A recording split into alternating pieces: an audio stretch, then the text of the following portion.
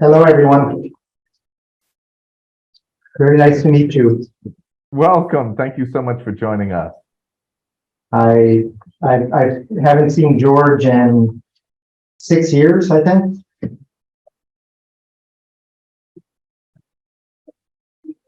Sort of, 2016, ID, MK4ID8.com. Yeah, that's right. It was 7 years. It's been a while. I'm delighted to be here. Fantastic. We will be beginning in just a couple minutes at a quarter after the hour. Yes. But thank you so much for joining us. It is a pleasure to have you here. Hello, everyone. Hello. Hello, welcome. Hello, hello, hello. Good to see familiar faces and new faces. Igualmente, es una alegría verte por aquí. Gracias por venir. Gracias. Los invito a todos a que enciendan su cámara y puedan colocar el fondo. Si a alguien le falta, me lo informa y les paso el link. Hello, everyone. Nice to meet you. Hola, Ana Bienvenida, Mari. Ana Mari. Enrique, ¿quieres presentarte brevemente, saludar? Hi everyone. My name is Enrique Porfino. I'm currently the president of the Toastmasters Santa Cruz de la Sierra, a club from Bolivia. So it's very nice to meet you all. We're hoping to achieve our objectives as Latin America. So best wishes to everyone. Fantastic. Thanks so much, Enrique. And we are just about to start. Anyone who's presenting, if you want to take yourself off mute and just test your microphone, please do so. Just raise your hand. We'll acknowledge you. Jim. Hey, Jim, tell us, say hey. Yes, thank you. This is a test from Lima, Peru. Testing 1, 2, 4, 3, excuse me, 3. I would say that test was very successful. Way to go, Jim. Billy, listen, you said something about the background. I didn't know about that. Could you please brief me? Sure. If you have a background and you do not have a green screen, and during your presentation, if you stand up, when you stand up and move, you fade in and out. Oh, no, I'll be sitting. I'll be sitting when I present. Is that okay? Then you're perfect. All right, okay. Excellent. Sorry, Vika, you want to? I wasn't aware then. Sorry about that. No, that's perfect. Vika, you want to do us a favor and take yourself off mute for a second, just to say hi? Yeah, Hello, sure. everybody. A big Very good, loud and clear. Excellent. I think we're ready to begin. Any questions before we start the actual session itself? There we go. Once again, welcome everyone to the meeting of the Latin American Toastmasters Club with the president of Toastmasters International, Max KINSEY. My name is Billy Ameka, and I will be the host or co-host this afternoon. I'm a DTM and the VP of membership at the Morris Gelbman Toastmasters Club in Buenos Aires, Argentina. We're so excited to have Matt join us today. Part of these sections, part of this meeting will be done in English and other parts will be done in Spanish. And because of that, we'll have two different co-hosts. I will be the co-host of the English-speaking section, and Margarita will be the co-host of the Spanish-speaking section. So everyone, please make sure that your microphone is muted. If you see someone you know and you want to say hey, please do so only in the chat. If you have any questions, please note them down, because at the very end of this presentation, this meeting, we'll have a section, a Q&A section. So note your questions down, we will address them then. All presenters, just be aware, if you're going to stand during your presentation and you do not have a green screen, make sure you turn your background off. This way we can see you more clearly and you won't fade in and out.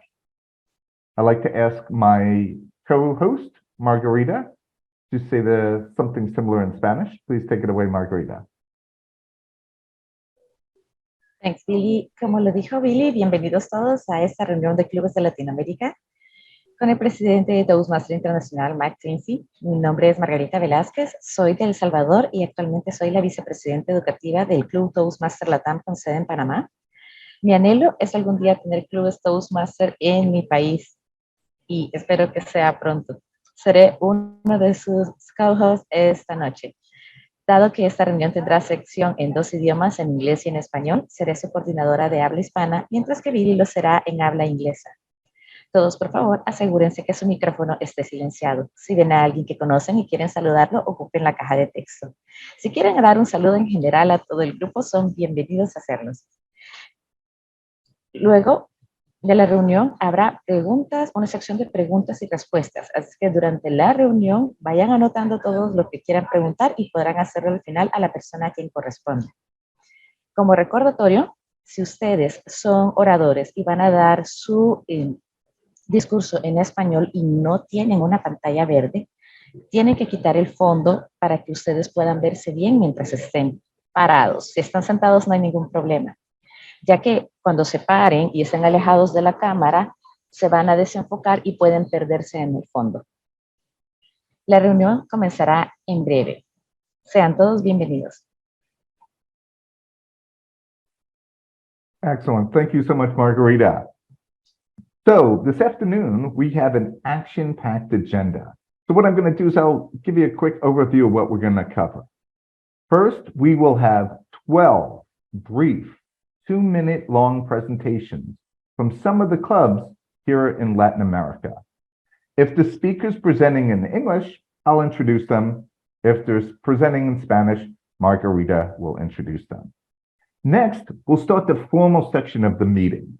And that's where we'll get a greeting from our president, KINSEY, also the CEO of Toastmasters International, Daniel Rex, and the incoming president of Toastmasters, Morat Matheson. So again, pretty exciting time. After that, 4 members of the Latin American committee that have been working on the process of creating this district will give a detailed presentation of what this entails. After that, KINSEY, our president, will give a presentation once again. And then finally, we will have a Q&A session. There'll be about 30 minutes for that. And if you have any questions that pop into your head along the way, please make sure to note them down. You'll have plenty of time to address them in the Q&A session. And then finally, we'll close the meeting and make sure that we've covered everything that we needed to. Margarita, please take it away. La reunión de hoy está llena de acción. Primero tendremos 12 presentaciones breves de 2 minutos de algunos de los clubes de Latinoamérica. Si el orador está dando la presentación en inglés, Billy lo presentará. Si es en español, lo haré yo. A continuación, comenzará la parte formal de nuestra reunión y escucharán un saludo del presidente de Toastmasters Internacional, KINSEY, el director ejecutivo de Toastmasters Internacional, Daniel Rex, y nuestro presidente entrante, Morat Matheson. Después de eso, 4 miembros del Comité Latinoamericano hablarán algunos detalles valiosos sobre la importancia de formar un distrito en Latinoamérica.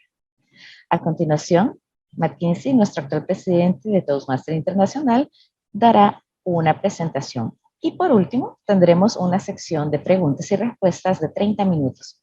Por lo tanto, si surge alguna pregunta en su mente durante toda la sesión, asegúrense de escribirla para que pueda abordarse al final en esta sección. Finalmente, el secretario de la reunión resumirá lo que hemos cubierto durante esta reunión, incluidos los acuerdos, tareas y responsabilidades. Billy? Excellent. Now we will begin the section where the 12 different presentations, those 2-minute long presentations will begin. And once again, I'm going to hand it over to Margarita because the first one is in Spanish. Take it away, Margarita.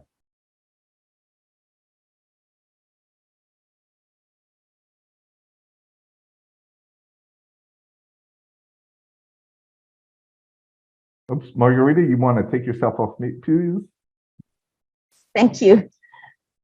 Tenemos a el presidente de BEA Tango. Supongo, por favor, si me confirma si es Buenos Aires. Sí, correcto. Buenos Aires Tango, él es de Argentina, su nombre es Fran Patalagoiti.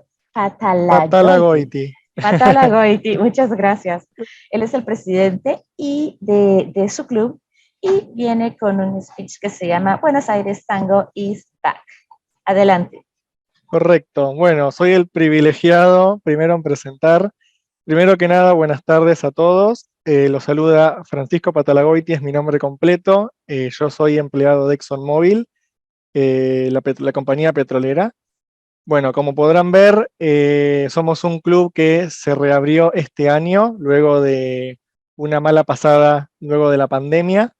Este club ya existía desde antes y bueno, por motivos que ya todos conocemos, tuvo que ser suspendido durante un tiempo. Luego de ese tiempo logramos volver a reubicar exmiembros, entre los cuales me encuentro yo, y nuevos miembros que los pueden ver en la imagen. Estamos muy contentos realmente de poder volver a participar y a ser parte de esto que nos gusta mucho, que es la oratoria en inglés. Estoy dando la exposición en castellano por una cuestión de que estoy representando un país de habla hispana y quería, por lo tanto, hacerlo de esa manera.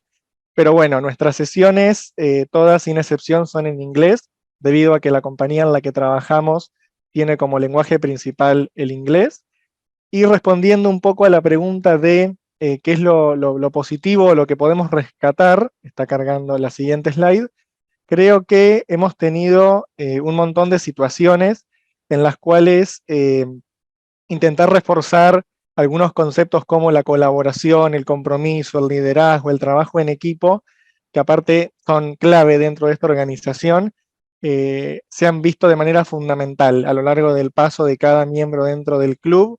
Afortunadamente, tanto los miembros antiguos como los miembros nuevos hemos sido capaces de aprender a través de lo que fue la pandemia y la vuelta a la oficina, en nuestro caso, cómo poder llevar adelante todas las sesiones que hemos ido llevando a cabo. Considero además, como soy el presidente de este club, intenté también de alguna manera fortalecer lo que sería el acompañamiento entre todos del club para que no dependa ni de una sola persona ni de los officers, sino que todo el club entero se apodere de alguna manera del club al que pertenecen, de forma tal que en el futuro otras personas puedan también desempeñar alguno de los roles que tenemos como officers. ¿Qué espero en el futuro para terminar? Me gustaría que este club siga expandiéndose en esta compañía. Es un club netamente corporativo, del cual únicamente pueden formar parte empleados de la compañía. Y me gustaría que reabran otros clubes que existían antes de la pandemia. El otro club se llamaba Houses of Buenos Aires, que bueno, momentáneamente no está abierto por una cuestión de cupo, pero me gustaría mucho que en el futuro también se reabra ese club. Así que sin mucho más, agradezco muchísimo esta oportunidad para poder presentarme ante todos ustedes. Es un placer poder estar acá realmente. Así que sin mucho más, dejo de compartir mi pantalla para que el próximo pueda exponer. Muchísimas gracias. Gracias a ti, Fran. Y ahora paso con Billy, que va a presentar nuestra segunda presentación en inglés. Excellent. Thank you so much. And please, can everyone make sure that their microphones are on mute? We just don't want to interrupt one of our speakers if your microphone happens not to be on mute. So please double check that. What I'd like to do now is I'd like to introduce our next speaker. She is one of the newest members and the most enthusiastic member of the Morris Gilman Toastmasters Club, my club, here in Buenos Aires, Argentina. Her name is Vicky Runiva, and the title of her presentation or her speech is I Give a Yes to My Toastmasters Club. Please take it away. Thank you, Mr. Chairperson. Hello, everybody. So my name is Victoria, and originally I'm from Ukraine. And already 7 years I live in Argentina. And when I came to Argentina, I didn't speak Spanish at all. So as they say here, ni una palabra. But I speak English. That's why, thanks to the knowledge of this language, I settled my life here in Argentina. But with time, I found out that it's not enough just to speak English well, but it's important also for me to negotiate in English. And I started to think how I can develop this skill. And I found Maurice Gelman, Toastmasters Club. And here I am, I'm developing my skill. And because, you know, I think that our life is a permanent negotiation. I negotiate with my partner, I negotiate with my business partners, with my team, with my providers, with everybody. So I think this is very important skill. And, you know, by the way, this year we celebrate anniversary of our club. 40 years. So happy birthday, Maurice Gelman Toastmasters Club. Fantastic. Thank you so much, Vika. I told you she was very enthusiastic. She's that way in the club. She's that way when you meet her out in person as well. Just another wonderful member of our club. What I'd like to do now is introduce the next speaker, and that person will be from the club in Belize. It's Lynette Valerio. And let me tell you a little bit about Lynette. Lynette is the president-elect for the Toastmasters Club of Belize. She has been a Toastmaster since May of 2007, and she has attained her competent leadership as well as competent communicator designations. Lynette works in Belize, and she has learned so much in her Toastmasters journey and enjoys learning and growing. Please, everyone, give a warm welcome to Lynette. Thank you very much, Mr. Chair. I'd like to share my screen real quick. That's okay. Thank you.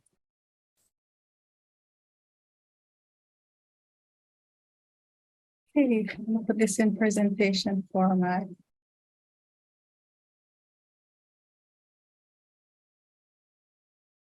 Thank you once again, President of Toastmaster, Matt. Great pleasure to have you join us today. So as Mr. Chair mentioned, my name is Lynette Valeria, and I'm from the country of Belize. Belize is right here in Central America. So we are an English-speaking country. And just want to show you in relation to the other countries. So Belize is the only English-speaking country in Central America among our brothers and sister countries here, and the other countries in the other parts of Latin America.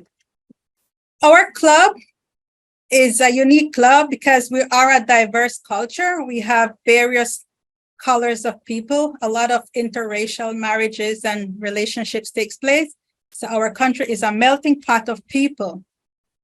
Our club was rechartered in 2020, and it's a small club. Our country, the total population of Belize is over 400,000, 402,000 to be exact. So it's a small country, about 8,000 square miles. And we have an active member enrollment, about 15 members. Our members are experienced and trained members. We currently have a mentor. His name is DTM Harold from Thames Valley Toastmasters Club in Canada.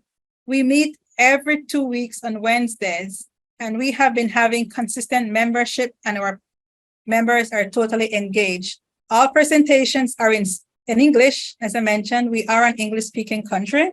We do have some challenges. Like many other clubs, retention of members is always a challenge. We have some areas when we do not have consistent speeches at every meetings. We need trainings in the form of vocal variety, effective evaluations, gestures, and body language.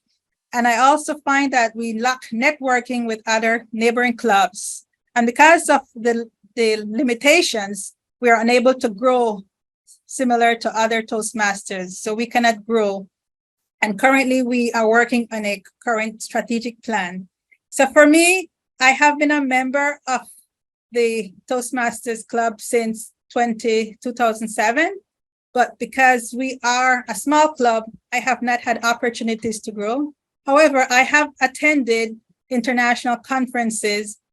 And I also attended conference via Zoom the last 2 years that they were held via Zoom. So I'm so happy that I'm being joined with these other members so that we can improve our leadership journey in communication and overall in Toastmasters experience. Thank you.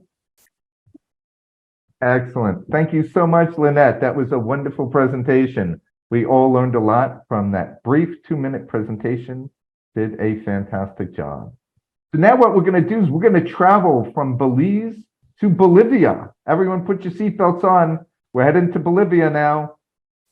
And what I'd like to do is I'd like to introduce Enrique Ferrufino, the president of the Club of Toastmasters Santa Cruz de la Sierra. So please, Enrique, take yourself off mute and share some information about your club. Thank you, Billy. Well, it's an honor to participate in this meeting. First of all, let me introduce myself. My name is Enrique Ferrufino. I'm currently the president of Toastmasters Club in Santa Cruz de la Sierra. I've met Toastmasters during my time at University in Mexico. So when I returned to Bolivia in 2019, I searched for a Toastmasters Club. Lucky that in my city we had the only club in Bolivia, and we're maintained as the only club in Bolivia. Our club was founded and sponsored by Juan Carlos Duran. He's a distinguished Toastmaster that lives in Spain, but he's Bolivian. So in 2018, he came to Bolivia with the intention of founding and developing a Toastmasters club with success. That it's the Toastmasters Santa Cruz de la Sierra club. Our club faced several challenges during its history, starting from the socialization of what a Toastmasters was to the public here in Bolivia. They never heard of this international organization. At the best moment of the club, we had more than 30 active members, and like all the clubs present in this session, the pandemic was a rough hit to our membership. So we lost a lot of members because of the Zoom fatigue, as they said. Currently, we're going to celebrate 1 year of having resumed our activities in fully face-to-face manner, fully presential, and gradually receiving the participation of all the new members here in our club. We're also taking the initiative to socializing the Toastmasters organization with universities, entrepreneurship groups, and also with Rotary clubs, as we see that we have a lot of common interests. So the profile of the members of these institutions are similar of what we're looking for at Toastmasters organization. So, well, thank you all for let me introduce Toastmasters Bolivia, and we're hoping that it helps to develop more Toastmasters club in our country and also in Latin America. Thank you, Billy. Fantastic job, Enrique. Again, we really enjoy hearing about the interesting things that are happening in your club. What I'd like to do now is we're going to move along and we're going to head over to Chile, and I'm going to ask my co-host, Margarita, to lead us through this next presentation. Take it away, Gracias, Margarita. Billy. Thank you, Billy. Y como dice Billy, ahora volamos hacia Chile y para ello tenemos a Hernaldo Conejeros, secretario de Viña Toastmaster, presentándonos mi experiencia en Toastmaster. Adelante, Hernaldo. Muchas gracias, Mónica. Muy buenas tardes. Me alegra mucho poder compartir la experiencia con Toastmaster, que ha sido muy reciente y para mí ha sido una experiencia muy importante en diversos aspectos. El primero de ellos ha sido asociado obviamente al crecimiento personal, a la autosuperación, y la posibilidad de hacer un discurso potente en pocos minutos y además desarrollar un conjunto de habilidades de liderazgo y comunicación, lo cual ha tenido un impacto muy positivo en mi vida profesional. Y tomar conciencia de los aspectos importantes que puede tener un mensaje y que antes parecían triviales, pero no eran triviales, eran importantes. Y eso yo lo pude constatar con Toastmasters. Pude entender que había cosas que parecían triviales y no eran triviales, eran importantes. Y también puedo decir que mi capacidad de liderazgo ha sido algo también importante debido a que no porque yo lo vea directamente hacia mi persona, sino porque en esencia mis pares lo han reconocido, lo han visto, porque yo en la medida que he ido aprendiendo cosas en Toastmasters las he ido aplicando a mi vida laboral. Y ha sido extraordinario, realmente extraordinario. Me ha llenado de gratificación y le ha dado mucho sentido a lo que ha sido el aprendizaje de ciertas habilidades, ciertos conocimientos.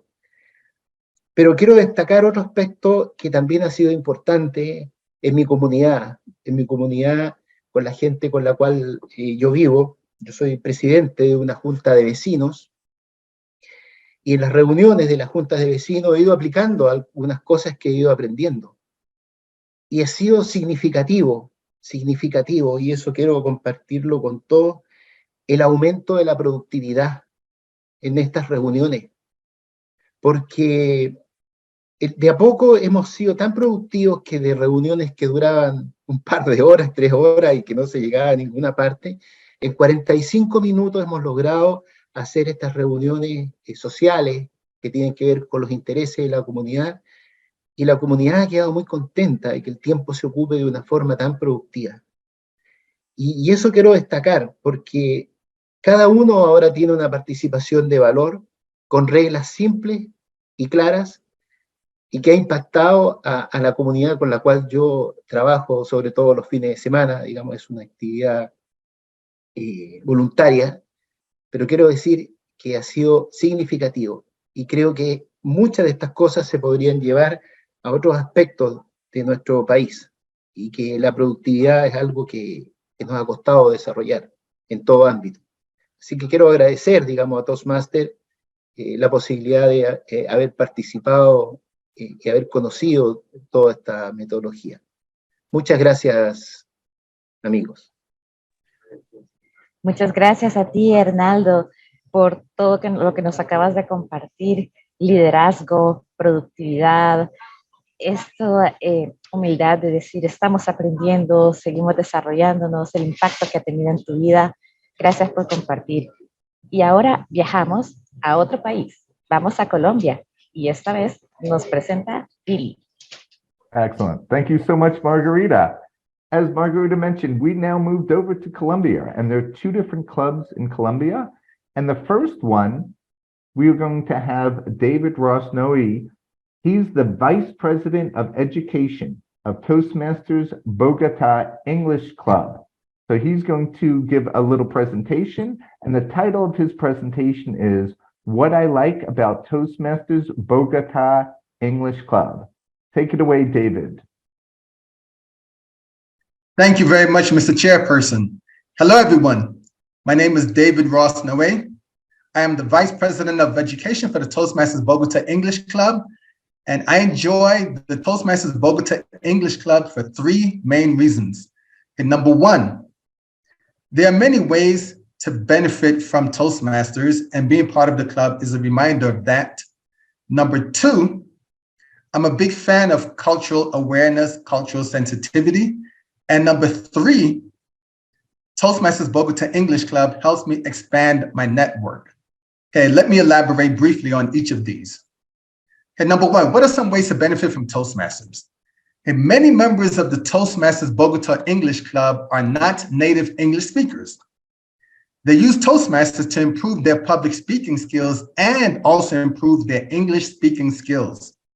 Now, as I said earlier, most members of the club are not native English speakers. I, on the other hand, am a native English speaker. That's probably obvious to most of you. However, right now I live in Cali, Colombia. I am immersed in the culture. Therefore, as a result, tengo que mejorar mi español. Tengo que practicar más. For anyone who did not understand, that meant I need to improve my Spanish. I need to practice more. On most days, I speak mostly Spanish because I'm living in Cali, Colombia. For example, in salsa class, the instructors are always, they always speak in Spanish. And sometimes there's more than one instructor and they're talking at the same time and they're talking very fast. As a result of this, when I attend the Toastmasters Bogota English Club meetings, it's refreshing to be with native Spanish speakers, but the meeting is in English. It's kind of like a happy medium. I don't know if that makes sense to everyone, but it's a strange thing. Now, to be clear, I plan to join a Spanish-speaking Toastmasters Club when I feel more comfortable with my Spanish, or I could say, después de mejorar mi español. Okay, the second reason I gave for why I like the Toastmasters Bogota English Club is that I am a big fan of cultural immersion, cultural awareness, cultural sensitivity. I studied international psychology in school, and those themes are very important to me. Reading about a culture is one thing. However, living in a culture, living with people from a culture and interacting with them is a different experience. And my experience living in Cali, Colombia has been a great experience. And there are things I've learned while living there that were very enriching and even surprising. For example, some of the foods that I've tried, and the weather is a little better than I thought because I've lived in the northern part of the United States and other parts of the United States where it snows and is very cold. The last reason I gave was that it helps me expand my network. When I travel to various cities or countries, I like to see if there's a Toastmasters club there, because since Toastmasters has a consistent structure, the meetings are usually consistently organized. It makes it easy to interact with a group of people from the local country or city that I'm visiting. So those are the three reasons I like the Toastmasters Bogota English Club. Back to you, Mr. Chairperson. Fantastic job, David. Thank you so much. And you mentioned one thing that's probably key for many of the English-speaking clubs is that not only do we learn leadership skills and communication skills, but we get the opportunity to practice a different language, to practice English. And that's super important, especially in today's world where English sometimes winds up being a universal language. But we're going to stay in Colombia, but this next presentation is going to be in Spanish, so I'm turning it over to my co-host, Margarita. Please take it away. Muchas gracias, Billy. Hablando de Colombia, quiero mencionarles que hay 3 clubes. Acabamos de escuchar a Club Toastmaster Bogotá English. En estos momentos voy a presentar a una persona del Club Destino Excelencia y también está Club Medellín. Voy a presentar a Xiomara Andrea Hernández Bernal. Ella es vicepresidente de membresías de Destino Excelencia y el título de su discurso es Destino Excelencia. Adelante, Xiomara. Muchas gracias, Margarita, por la introducción. Me voy a permitir compartirles mi pantalla. Por favor, me confirman si ya la están viendo. Sí, se ve. Ok, perfecto, muchas gracias. Bueno, determinar el destino al que se quiere llegar requiere básicamente de 2 cosas al inicio. Primero, un deseo de lograr algo y segundo, un punto de partida. El viaje en el que los quiero llevar a ustedes el día de hoy es acerca de una ruta que curiosamente empezó en Shanghái a miles de kilómetros de Latinoamérica. Pues fue allí donde Gustavo Ramírez conoció Toastmasters y la metodología, porque estaba con la intención de querer mejorar sus habilidades de oratoria. Lo bueno de esto es que Gustavo no se quedó con esta información solo para él y quiso traerla a Colombia. Así que fue allí donde se trazó la ruta Shanghái-Bogotá en el año 2012. Trazarla no era suficiente, así que se requirió de mucha disciplina, compromiso, pasión, trabajo en equipo para poder lograr la realidad de establecer formalmente a Toastmasters Bogotá. Podría yo pasar horas contando el montón de anécdotas que a mí me han compartido sobre lo que se ha vivido durante estos años, desde el 2013, en Destino Excelencia. Contando un poco de los desafíos, los retos, los logros que se han obtenido a través de este tiempo, o hablando incluso de las particularidades de cada uno de los cientos de colombianos que se han subido a la ruta de Toastmasters Bogotá. Sin embargo, no nos alcanza el tiempo y puedo resumir un poco lo que representa para nosotros como asociados del club ser parte de Toastmasters. Y en esta imagen, con palabras que no son las mías, sino las de mis compañeros, puedo mostrar lo que representa el ser miembros de este club. En mi caso personal, ¿qué les puedo contar? A pesar de que considero que yo llegué con ciertas habilidades y capacidades, Toastmasters me ha permitido reconocer que tengo muchísimo más para mejorar y mucho potencial para desarrollar. También soy testigo de cómo mis compañeros semana a semana adquieren más habilidades, mejoran sus capacidades y tienen muchísima más seguridad para expresarse en diferentes entornos. Pues somos un club que básicamente sobrepasa las fronteras de los indicadores de gestión a través del poder contactarnos con otras personas mediante diferentes medios, nuestras redes sociales, nuestro podcast, para poder así llegar al corazón de cada uno de los asociados con sesiones súper divertidas, compasivas, formativas, donde semanalmente no solamente estamos fortaleciendo nuestras habilidades de liderazgo y de oratoria, sino que también estamos estrechando vínculos de amistad, ya que somos un club que básicamente tiene los brazos abiertos para recibir a todos aquellos en el mundo que quieran subirse en esta ruta en búsqueda de la excelencia, en la que estamos totalmente seguros que vamos a poder fortalecerla día a día con la creación del Distrito LATAM. Gracias, Toastmaster. Muchas gracias, qué lindas palabras y sobre todo reconocer que están en un desarrollo siempre hacia la excelencia y no solo se ganan el corazón de sus miembros, también se ganan el corazón de todos aquellos clubes y todas las personas que interactúan con Destino Excelencia, me incluyo. Y pasamos ahora a Centroamérica, nos vamos para Costa Rica. Adelante, Billy. Excellent. Thank you so much. Yes, as Margarita mentioned, now we head to Central America, to Costa Rica. And this is where Christian Gonzalez, who's the president of the Toastmasters Experience Club in Costa Rica, is going to give us a little information about his club. Take it away, Christian. Thank you, Billy. So let me just go ahead and share my screen here. Make sure everyone is seeing that.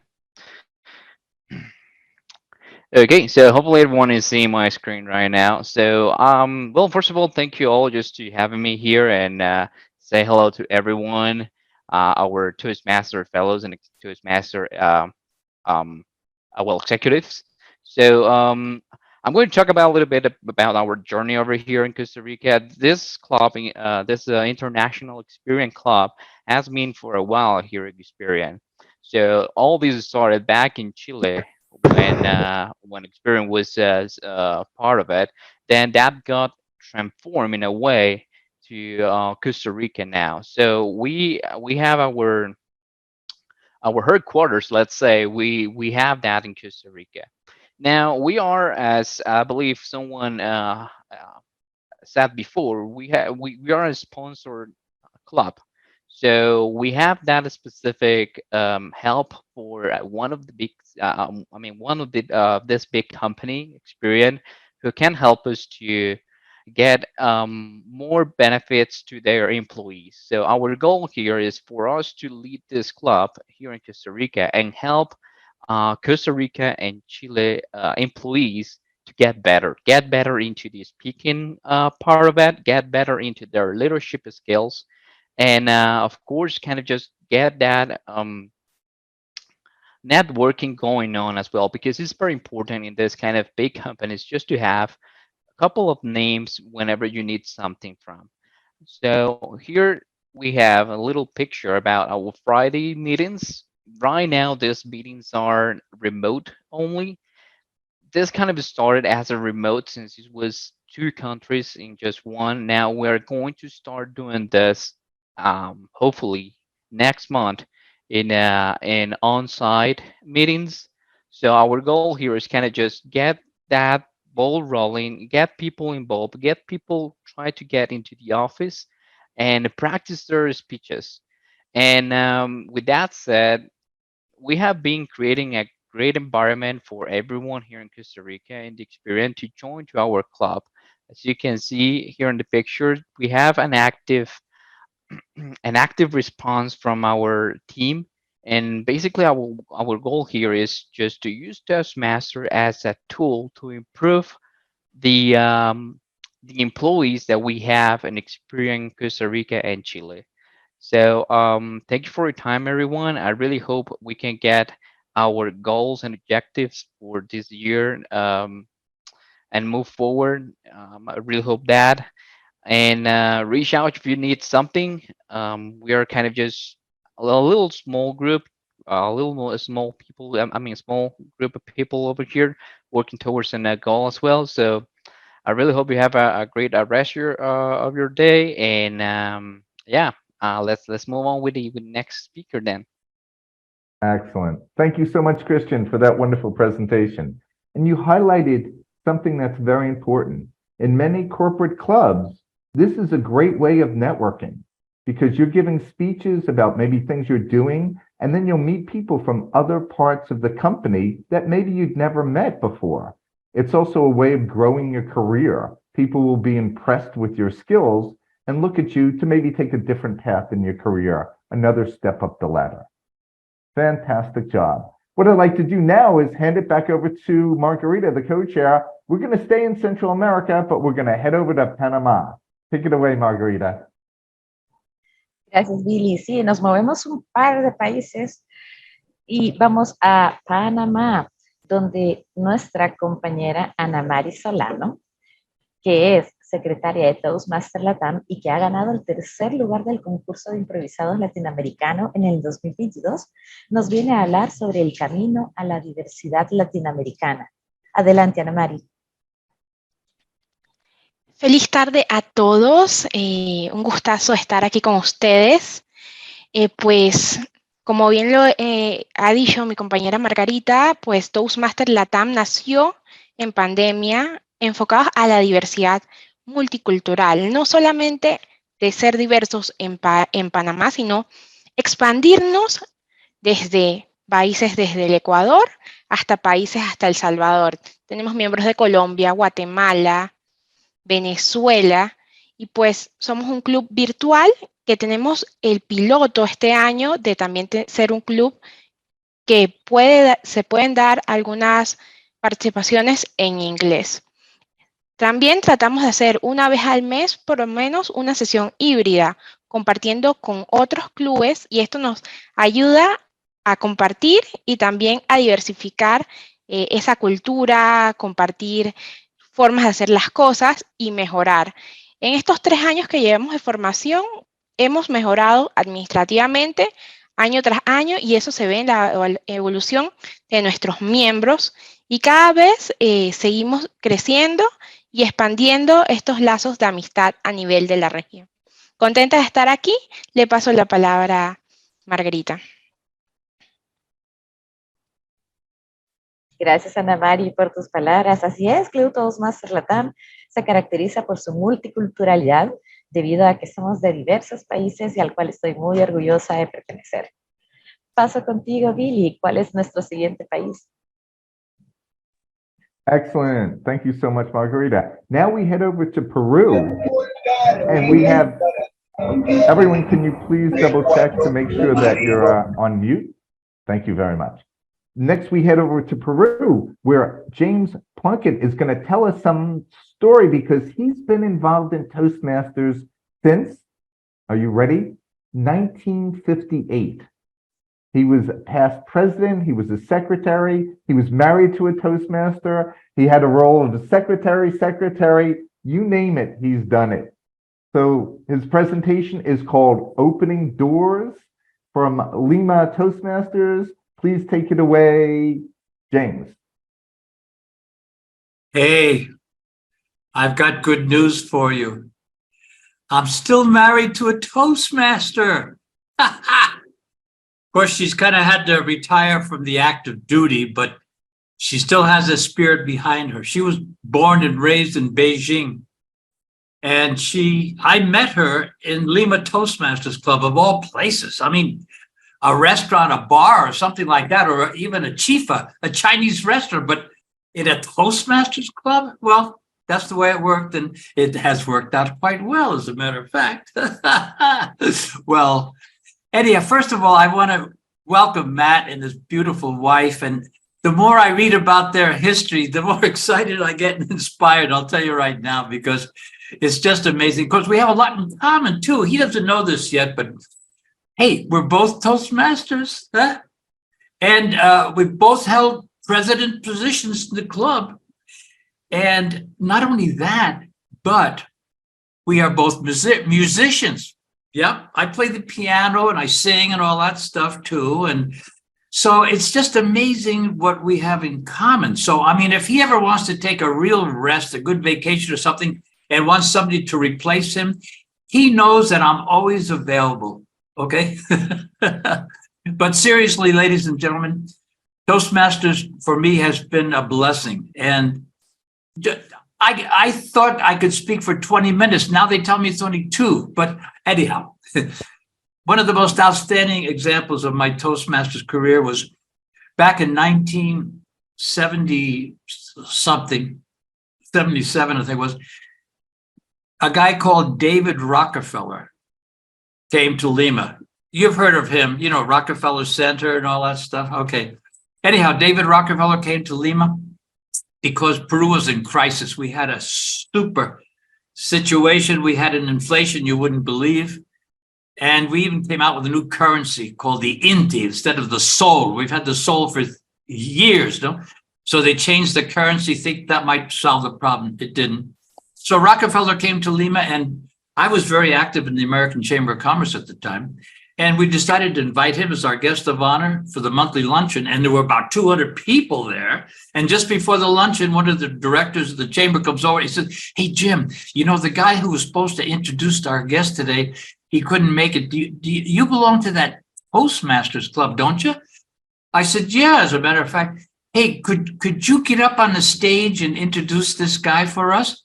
I said, "Well, okay, I guess so." So I went up on the stage and, "Ladies and gentlemen, welcome to our monthly meeting of the American Chamber of Commerce of Peru. Today we have a very, very special guest, and I have a lot in common with him." And they're all sitting out there smirking. Plug him for Rockefeller, come on, get off my back. No, seriously. I said, first of all, we were both born in Tarrytown, New York. And he looked over at me. "You were born in Tarrytown?" He couldn't believe it, no?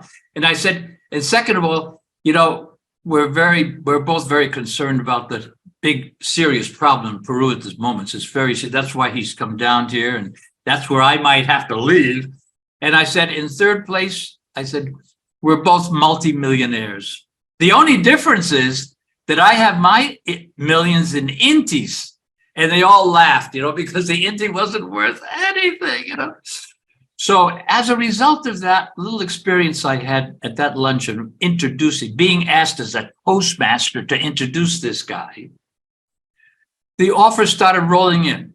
"Hey, Jim, there's an opening for a country director of the USAID program, the International Executive Service Corps. You might be interested, huh?" Well, I took it. I was a director for 11 years and I got paid quite well. Huh? And then the chamber said, "Jim, you know, we've had some problems with our manager. We decided to get rid of him. Would you consider becoming a manager of the chamber? It's a paid position, you know." I said, "Well, yeah, okay, fine." So anyhow, all the offers started coming in, you know. I felt like I was in heaven. And you know what? That was all due to being a Toastmaster. It opened doors for me. And I'm sure it'll open doors for you if you continue at it. So keep up the good work, training your people, and you'll move ahead, I'm sure. So back to you, Mr. Toastmaster. Fantastic job, Jim. We really appreciate your insight. And Jim brought up a really important point. You never know where these skills are going to take you. You never know when you have these public speaking skills, who you're going to meet and when you're going to meet that next multimillionaire. So keep on going to the meetings, keep on practicing, giving your speeches. We're going to stay in Peru but I'm going to hand it over to Margarita to introduce the next speaker. Take it away, Margarita. Thank you, Billy. Muchas gracias, Billy. Y ahora nos vamos con Club Toastmaster Miraflores, que está en Perú, y su representante es su presidente, Javier Ernesto Dazo. Él es Toastmaster desde el año 2000 y entiendo que fue 2002 DTM. Y en el 2009 también, ¿nos confirmas ese dato? Presenta su discurso como su primer club de Toastmaster en español en Perú. Thank you very much, Mr. President, because let me to use the machine because my battery is too low. So now I'm going to speak in Spanish because my club is the club that I found, Miraflores Toastmaster, for my first TM, is a Spanish club. Then I am going to try to speak in two languages. A little time in English, a little time in Spanish. Nosotros fundamos el club el año 2008 y digo nosotros porque comenzamos 4 personas. Only 4 people was every week in a meeting, in a little meeting with 4 persons, no more. Nada más que 4. We met every week, and then after 1 year, we could join 20 guys in order to found our Miraflores Toastmaster. Ese esfuerzo que se hizo de 20 personas, this effort, significó our first club in Spanish in Peru, because sometimes Mrs. John Cervantes, who was a former Toastmaster, she passed away, so she gave me an advice. Javier, try to do a Spanish Toastmaster club.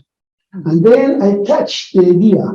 John Cervantes was a very good leader. She was very smart and strong woman.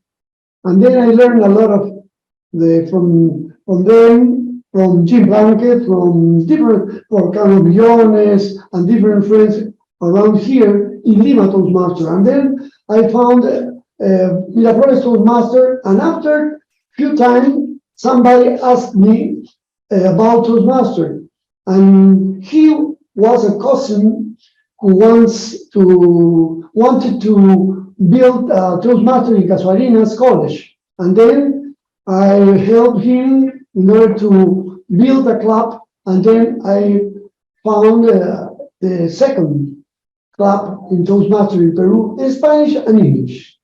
So because I had a very good experience in Washington when I visit a friend there, always as our president, always when I go to different places or different countries, I try to visit a place with a Toastmaster. And there in Washington was a bilingual club, Spanish and English club. This is the way that I mean that it's possible that we now with the Zoom and different technology, we can increase the clubs around the world. Porque, por ejemplo, in Miraflores Toastmaster, for example, in our club, we have meetings with people from Brazil. And then from Brazil, they speak something that Portuñol, no? Mix between Spanish and Portuguese, but I have very good friends. That was an initiative of the Rotarian who made a program for develop pneumatic abilities in people from Brazil in order to learn Spanish. So this is my experience in Toastmaster. Now we are in our 15th anniversary, and we are very proud to join with special people, especially with our president and his wife here to celebrate our 15th anniversary of Miraflores Toastmaster Club. That's it.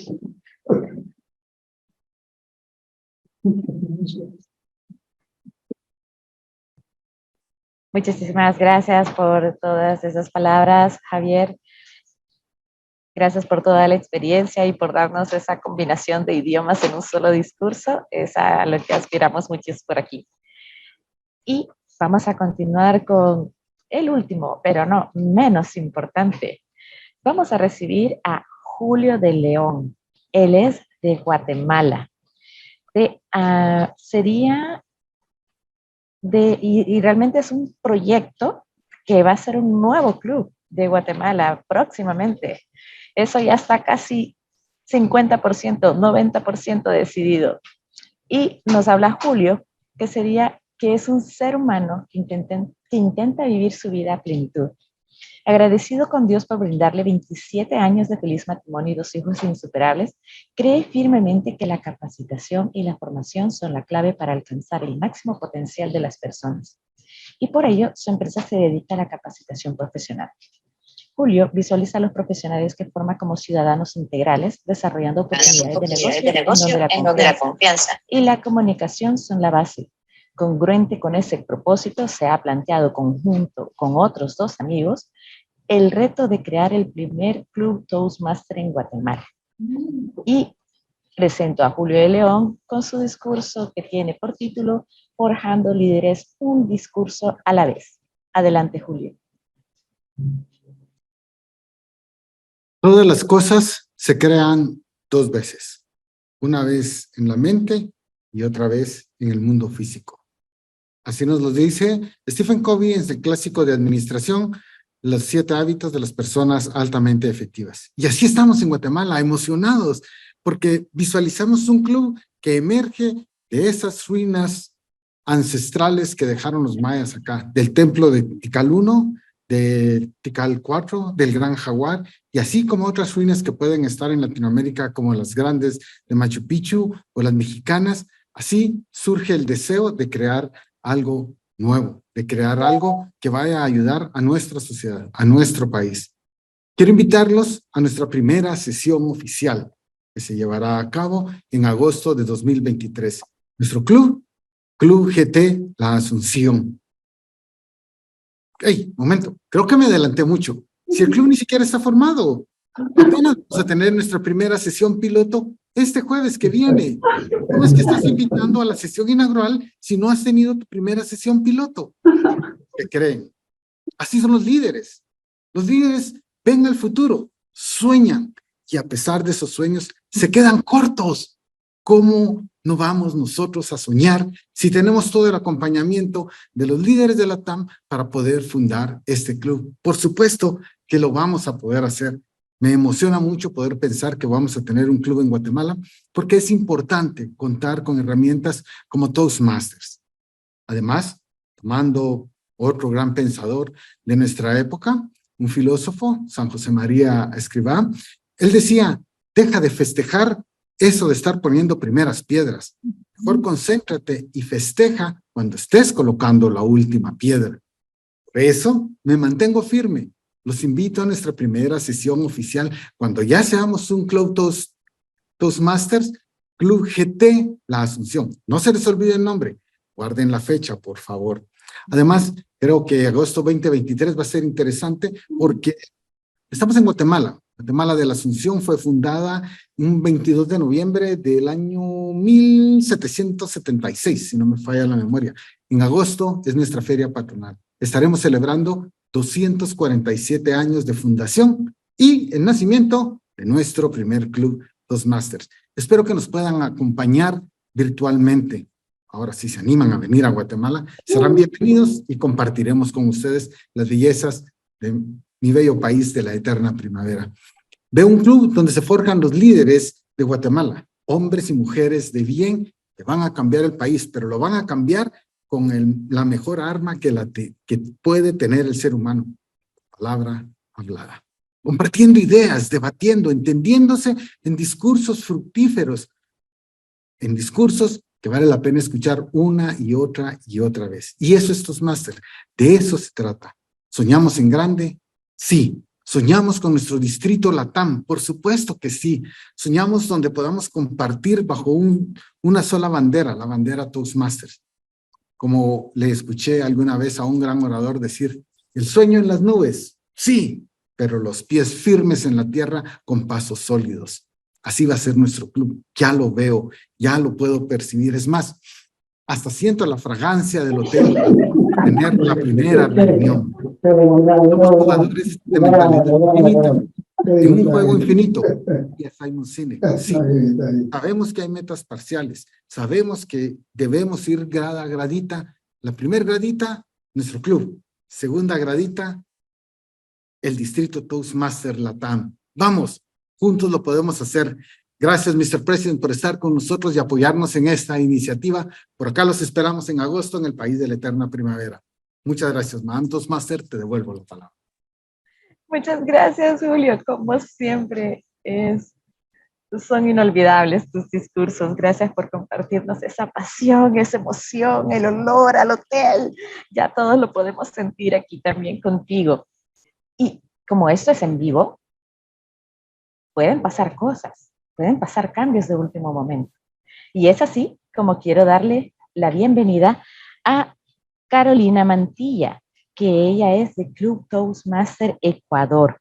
De hecho, Club Toastmaster Ecuador es el más reciente club de Toastmaster Latinoamérica, que está a punto de ser desbancado por Toastmaster Guatemala, que va a ser nuestro más reciente club dentro de pronto. ¿A dónde estás, Carolina? Se me olvidó decir que ella es la vicepresidente de membresías de su club. Adelante, Carolina. Muy buenas tardes a todos. ¿Me confirman si se me logra escuchar bien? Sí, excelente. Bueno, muy buenas tardes, Mr. Matt.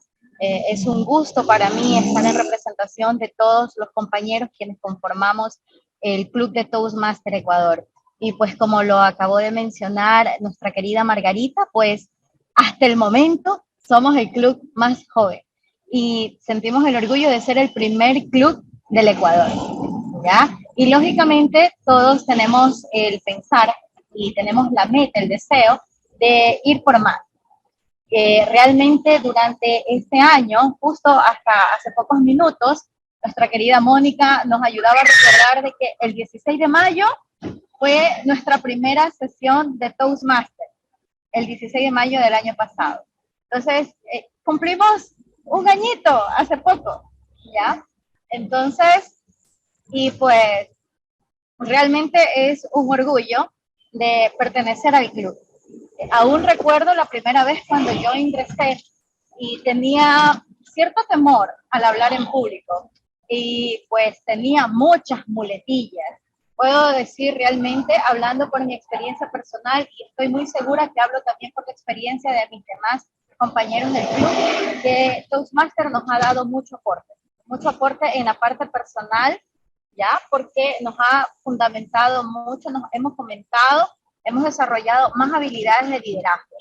Hemos también desarrollado más las habilidades de comunicación. Si antes nos daba temor hablar en público, nos daba nervios, ponernos de pie y dar un discurso, pues ahora estamos más arriesgados, ¿ya? Estamos más arriesgados, más lanzados, más decididos a querer seguir presentando discursos. Y también puedo decir de que una de las cosas que más disfruto de Toastmaster es la parte de los table topics. Esos hermosos improvisados donde a todos nos pone a correr y también disfrutamos de la magia, de la creatividad que pone cada uno de los table topics, de las encargadas de los table topics de cada sesión. Y antes de concluir con esta pequeña presentación, pues quiero resaltar de que a pesar de que tenemos un año como club, puedo decir de que nuestro club de Toastmaster Ecuador es un club donde se fomenta mucho la parte de la cultura. Ya somos pluriculturales. Tenemos miembros que son de Honduras, tenemos una compañera que es de Panamá, tenemos algunos miembros de algunos países, ecuatorianos que están radicados en Estados Unidos y que también hacen parte de nuestro club. Pero sobre todo, más allá de que barremos contra las fronteras, voy a la parte de que somos un club inclusivo.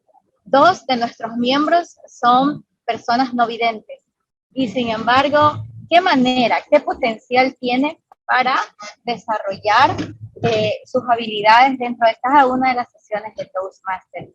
Una vez más, quiero decirles que es un gusto estar aquí, de compartir con todos ustedes. Mil disculpas si por allí se escucha algún ruido, ¿ya? Pero no me lo quería perder. Y pues, muchas gracias a todos. Muchas gracias a ti, Carolina, porque hiciste hasta el último momento, hasta el último esfuerzo por poder estar aquí con nosotros y compartir nuestra experiencia. Yo he estado en las sesiones donde han estado compartiendo con las personas no videntes. Me encantó su forma, su flexibilidad y cómo se adaptaron para que ellos también pudieran ser partícipes y pudieran también, como todos los demás, tener la oportunidad de desarrollar su liderazgo y su habla en público. Muchas gracias, Carolina, por tus palabras. Y bueno, pasamos ahora con Billy. Billy, ¿con qué seguimos? Excellent. Well, thank you so much, Margarita.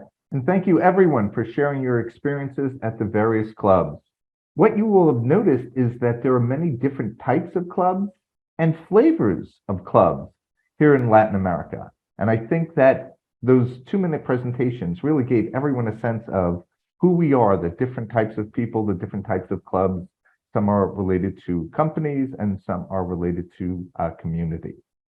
Once again, I would like to thank and welcome our members and specifically our honored guests at this meeting. We are lucky to have Toastmasters International President, distinguished Toastmaster Matt KINSEY, attending our meeting, along with his lovely wife, Janine.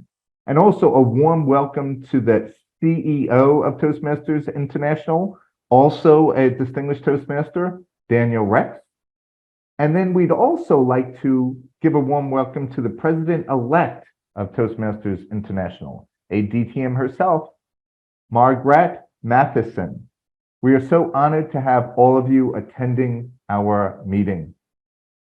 The members of the Latin American clubs sincerely appreciate all the support that you guys are giving us related to the goals and taking time out of your busy schedule to visit with us in person and in Zoom here in South America. Many of the members of the Latin American clubs have been working very hard to form a district. Their time, dedication, and tireless effort has made today's meeting possible.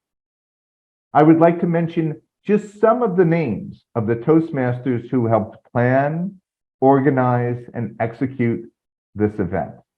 Carlos Misiones, Monica Acevedo, Alida Wejad, George Quisas, and Elacio Basquero. Those are just a couple names. Everyone give a little round of applause. A couple names. So those were not the only people involved, but just a couple of the people that have dedicated a lot of time and effort in making this event happen.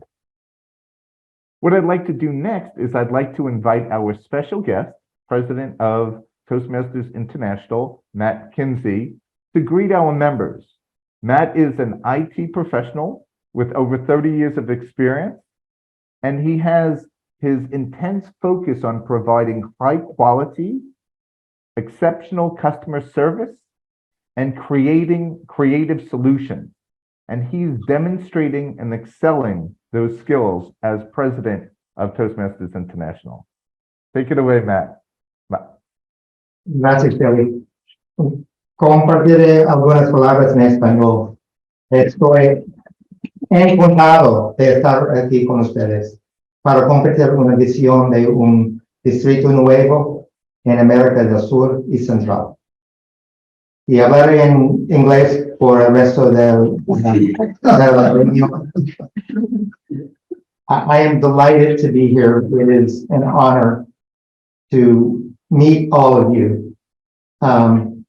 We do have our CEO, Daniel Rex, our President-elect, Morag Matheson, who will assume office in August. I also want to invite and recognize our mentor for this effort in Godalis Reina. Godalis is from Curacao, and she speaks both Spanish and English, as well as Dutch and Papimentio, and probably something else that I'm not even aware of. I think she's working on her French. So as I was saying, I'm delighted to be here. The other person I want to recognize is Jonathan Lamb, who works on Daniel Rex's team. He is the Director of Growth, District Growth and Support, and he will be working with Godalis. And we have the Board of Directors has named Carlos Millones from Lima, Peru, and Monica Acevedo de Bogota as co-chairs of the effort to create a district here in Central and South America. We felt it was important to have two chairs because this is not an effort from any one country. I agree with you. Okay, this is an effort for all of Central and South America. Yes. And so we want to, from the beginning, to send that message. This is not about Peru. This is not about Colombia. This is about all of Central and South America and the opportunity. So continue to have pride in your clubs, continue to work with your clubs, but also consider yourselves part of a larger effort to expand Toastmasters in South and Central America. We'll be talking more about what that process looks like a little bit later, but now I'd like to introduce our CEO. Our CEO also speaks Spanish. I don't know if he's going to share any words in Spanish today, but he does speak Spanish as well. But please welcome our Chief Executive Officer, Daniel Rex. Thank you very much, Matt, y muy buenas tardes a todos. Es un placer estar aquí con ustedes y oír estas palabras tan grandes y tan gozosas en cuanto a formar un distrito en Latinoamérica. Hemos estado esperando algunos años que un grupo de personas se forme para llevar a cabo esta cosa tan importante de formar el distrito y aumentar el número de clubes en Latinoamérica. And I think with that, I'm going to go to English. It is beautiful to see everyone today and to hear you, to listen to the few comments that I heard that were just amazing from Julio and from Carolina. The things that you were saying are music to my ears. Beautiful things about club formation, but most importantly, about the goodness of Toastmasters. And I'm going to share 5 things with you today in these brief moments. The first is, remember why we're here. Why we're here is so that individual members attending Toastmasters Club meetings and guests can have an amazing experience. And as a group that's working to form a district, that's a huge part of what we need to do, is support those that are trying to have the best club meetings possible. Together with that, we form new clubs, and that's an amazing experience. Having been part of several new clubs in my time in Toastmasters, it's a beautiful thing. And I hope that everyone here today, if you haven't experienced it yet, that you experience it very soon. Number 2 is know where you're going. And I'm pleased to hear several of you talk about the formation of a district. The formation of a district is just the beginning. It is a step in the destination. It enables us as an organization, as people, as clubs, to provide the experience of Toastmasters to so many more people. And what an amazing thing that is, to be part of something where people will thank you along the way. And they'll say, Margarita, Toastmasters changed my life. Billy, Toastmasters changed my life. Ana Mari Solano, Toastmasters changed my life. It's an amazing thing to hear. Most of you have probably heard that. I hope that you continue to think about that and to hear it throughout this journey. The third is get the right people on the team. And as I look around the Zoom screen here, what an amazing group of people. I just caught a little bit of what Jim Plunkett said. Clearly a wealth of knowledge there from clubs in the Lima area. And the rest of you, the Morris Gelman Club being well represented. I've known of that club and corresponded with that club for decades. And it is wonderful to see some of that hard work that you've done throughout the years paying off. Group together, share strategies, share tactics. The next is celebrate accomplishments. You're going to have a lot of great things happen along the way. Forming a new club is an amazing thing. And for Julio de Leon, thank you for the invitation. Oh my goodness, what a beautiful thing to go to Guatemala for a club meeting. That would be great. I would love to do that. I don't know that it's possible, but what great fun. Appreciate those who are working with you. Some of us, when we're working, we don't really need appreciation, but there are people on your team who do. And make sure that as leaders, you give people the public appreciation that they merit and that they need in order to continue. As you are on this adventure, you get the chance to do even more of that. So part of this journey, I think, is about building those relationships, engaging the clubs that might potentially be part of what you're doing, helping them to see the benefits of this, the additional training that might be provided. And I heard someone earlier say we need more training to help us with some things. The chance to participate in a wider range of speech contests at different levels. And really importantly, a whole new panoply of different types of leadership opportunity that don't exist when you are an undistricted club. If I could say anything to you about that, is there may be clubs that would say, we're not ready for this. That's okay. Never close the circle. Keep the conversation. My experience in Europe is that some countries, it took them a couple of years to see the benefits and decide to participate. And that may be your story too. There may be countries that are just not ready to say yes yet, but keep the conversation going. As for those of you who are from the individual countries across Latin America, I'd encourage you to think area. What would it mean to have an area, to have at least 4 clubs in your country? And how could you do that? Because those are the building blocks of districts. And as you work together, you will find as leaders, you exchange ideas, you build relationships, you draw on the strength of each other for a stronger future leadership of your district. I am so excited that you are here today, willing to think about this possibility and to work towards it. And as I take up the mantle of president following from Matt, I look forward to being part of supporting you to successfully complete this journey. Thank you so much for all that you've done already and for all that you're ready to do. And just know your first challenge has been a meeting hacker. We're still here. We're still pushing forward. There will be many challenges will come your way, but together you will be able, we will be able to overcome those, to deliver the benefits of the program to a wider population in the future, in a stronger and more enjoyable way. Thank you so much for the opportunity to be with you today. I don't know who I'm handing back to. I don't know if I'm going back to Matt or Billy. Yeah, Okay, back to you.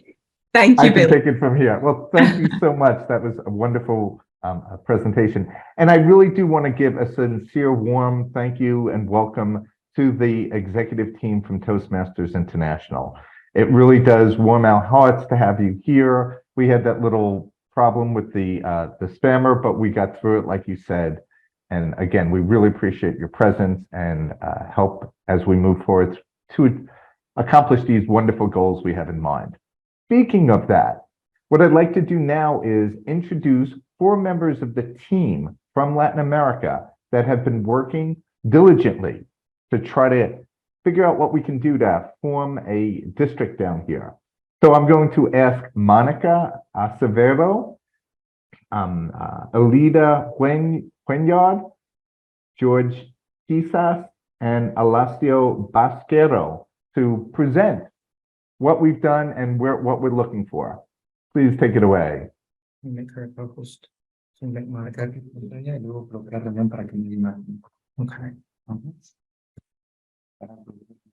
Okay, muy bien. Gracias, Billy. Mientras nos habilitan la oportunidad de compartir, quiero aprovechar, dar a todos la bienvenida. Pasando el incidente que tuvimos con el hacker, vamos adelante. Estoy pendiente, ya puedo compartir y damos comienzo.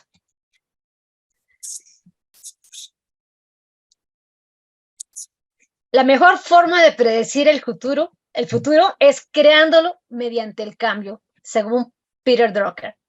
Y es lo que nosotros pretendemos hacer cambio. Por eso nosotros, la mesa de líderes de Toastmasters Latinoamérica, les traemos a ustedes la propuesta de crear este distrito provisional América Latina en el 2023. Pero esto viene bien estructurado porque hemos organizado para ustedes estos puntos que queremos traerles como equipo que somos. Primero que todo, presentarnos. ¿Quiénes somos nosotros? Somos la mesa de líderes de Toastmasters Latinoamérica, un equipo en construcción. Nos venimos conformando con los comités ejecutivos o socios normales de los clubes que estamos interesados en crecer en nuestro liderazgo, en ir más allá, en aprovechar la experiencia que Toastmasters nos brinda, porque queremos ser esos líderes del futuro. Como equipo que venimos formándonos hace un par de años, nos hemos trazado estos objetivos. Iniciar ese trabajo conjunto con los clubes de Latinoamérica, con miras a fortalecernos como clubes y crecer dentro de la estructura de Toastmasters como un distrito latinoamericano. Y tenemos estos objetivos. Unirnos, primero que todo, es lo que hemos hecho. Trabajar juntos, apoyarnos. Para el segundo objetivo, fortalecernos como clubes, mejorar, pero ya no más solos, ahora en equipo. Y también queremos crecer. Queremos apoyar como equipo, mesa de líderes, equipo informal, ayudar a las iniciativas de creación de nuevos clubes. Ustedes escucharon, ya Ecuador se logró crear, viene Guatemala en camino y esperamos que sean muchos más. Pero lo más importante, cumplir la misión de Toastmasters. Todo lo que hacemos es buscando que nuestros socios, nuestros miembros tengan esta oportunidad de liderazgo. Porque esa es la misión del club. Los socios llegan a un club porque quieren mejorar. Y nosotros como clubes nos debemos a ellos, en darles ese espacio, esa oportunidad de que desarrollen su liderazgo. No somos distrito, pero como si fuéramos un distrito. Sabemos que un distrito requiere apoyar a que muchas personas más tengan esta oportunidad, a pasar de poquito a mucho. Y es lo que esperamos empezar a hacer formalmente con eso. Pero no empezamos ayer. Esto ha tenido un proceso. Precisamente como equipo nos hemos trazado estas metas de corto, mediano y largo plazo, que son las que les estaba comentando, para llegar a este gran objetivo que es ser una región latinoamericana en el 2030, porque esa es la fecha que puso el mundo para sus objetivos de desarrollo sostenible, que nadie se quede atrás y Latinoamérica no se quiere quedar atrás. Venimos desde el 2020, 2021, 2022, 2023, buscando ese objetivo, llegar a conformarnos como un equipo formal. Un poco de historia. Comenzó en el 2020 cuando algunos clubes intentaron unirse a un distrito formado. Después, en el 2021, llegan ustedes, Toastmasters, a ofrecernos la propuesta de formar un Territorial Council con 20 clubes. Así fue que comenzamos a conocernos, descubrimos que había más clubes, la pandemia nos regaló la oportunidad de conectarnos virtualmente. Así se formó esta comunidad Latinoamérica, que empezamos a conformar, a descubrirnos. Así fue que en ese año hicimos una solicitud formal a Toastmasters. Sin embargo, mientras esperamos respuesta, no nos quedamos quietos. Comenzamos nuestras actividades y tuvimos en agosto algo que llamamos Open House Toastmasters Latinoamérica, una semana de sesiones conjuntas con todos los clubes de Latinoamérica que estábamos conociendo. Fue una primera gran experiencia. Después comenzamos un ciclo de reuniones mensuales. Cada mes nos reunimos a ver cómo estamos trabajando. Nos dimos cuenta que teníamos desventajas. Nos dimos cuenta que no tener entrenamientos nos ponía en diferencial de condiciones. Empezamos a buscar como equipo apoyo de otros distritos para capacitar a nuestros líderes y empezamos a generar comités de apoyo. Así fue que empezamos a hacer talleres Cada club desde su independencia haciendo diferentes talleres, pero para todo el equipo. Sobre podcast, sobre cómo hacer concursos, sobre pathways, sobre membresías, clubes de éxito. Muchas iniciativas se vinieron trabajando. Y en ese diciembre hicimos el primer concurso latinoamericano de oratoria, inglés y español, organizado por un club de Chile, pero para toda Latinoamérica. Fue una gran experiencia. Y llega 2022. Nuevamente, tocaron nuestra puerta. Bueno, Latinoamérica, ¿por qué no hacemos un distrito provisional con 25 clubes? No éramos 25 clubes. Así que comenzamos a conformar algo que llamamos el proyecto de creación de clubes. Intentamos por nuestra fuerza, con apoyo del Distrito 34 de México, con muchos esfuerzos a buscar cómo pudiéramos lograrlo. Logramos como equipo, como trabajo conjunto, crear el primer club de Ecuador, como ustedes se dieron cuenta. Fue el primer club que creamos como un equipo latinoamericano. Sin embargo, pasó el tiempo y no se logró. ¿Qué sucede? Llevamos un año después y en la línea de tiempo vemos que estamos buscando el mismo sueño. Estamos como el conejo buscando la zanahoria. ¿Es justo que sigamos esperando alcanzar la zanahoria por nuestras fuerzas? Bueno, esa es la propuesta que queremos traer. Pero no estamos perdidos. Tenemos una idea de dónde estamos de pie. Sabemos cuántos clubes somos. En este momento, 21 clubes en Latinoamérica, pero cuento 22 porque hay un club que está en nuestro país, en Colombia, que no está en nuestro distrito. Tiene que ser parte de nosotros. Estamos bastante cerca de la meta. Somos clubes de verdad que tenemos esta posibilidad de compenetrarnos. La mitad y la mitad más o menos tenemos idioma, español e inglés. En unos países más que en otros. También sabemos que corporativos es el 24% más o menos, pero ahí vamos, vemos esa gran oportunidad que tenemos, como vimos ahora varios clubes. También somos conscientes de las debilidades. Hay clubes que tenemos en un estatus de pronto por revisar. Hemos visto morir clubes, porque cada cual está según su esfuerzo en su esfera. Ahora no, ahora nos preocupamos y tratamos de buscar la oportunidad de volverlos a abrir, de que no se nos pierdan. Tenemos un tema de retención. 60% de retención más o menos contando unos con otros. Ese es un problema a resolver. Sin embargo, se demuestra el gran potencial que tenemos. Y crecimiento. Hay clubes que han crecido, hay otros que no, pero si contamos la foto de junio del 2022 a hoy, nos hemos mantenido. Somos los mismos socios, en unos arriba, otros abajo y con muchas ganas de crecer.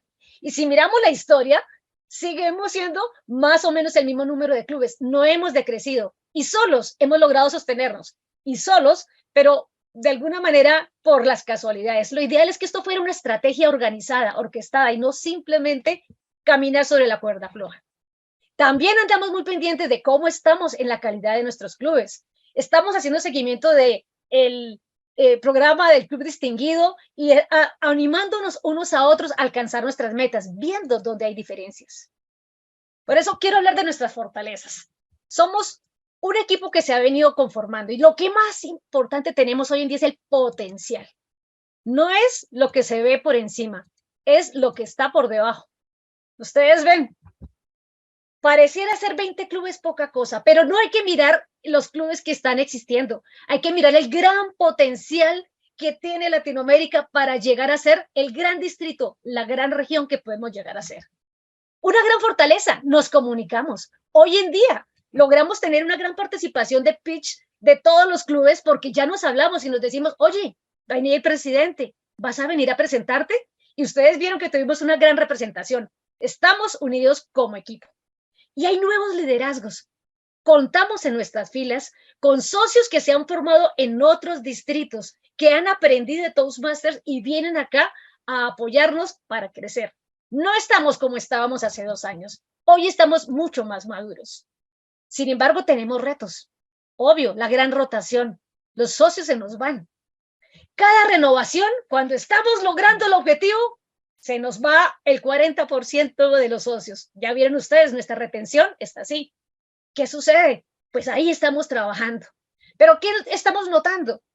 Que tenemos fuga de líderes.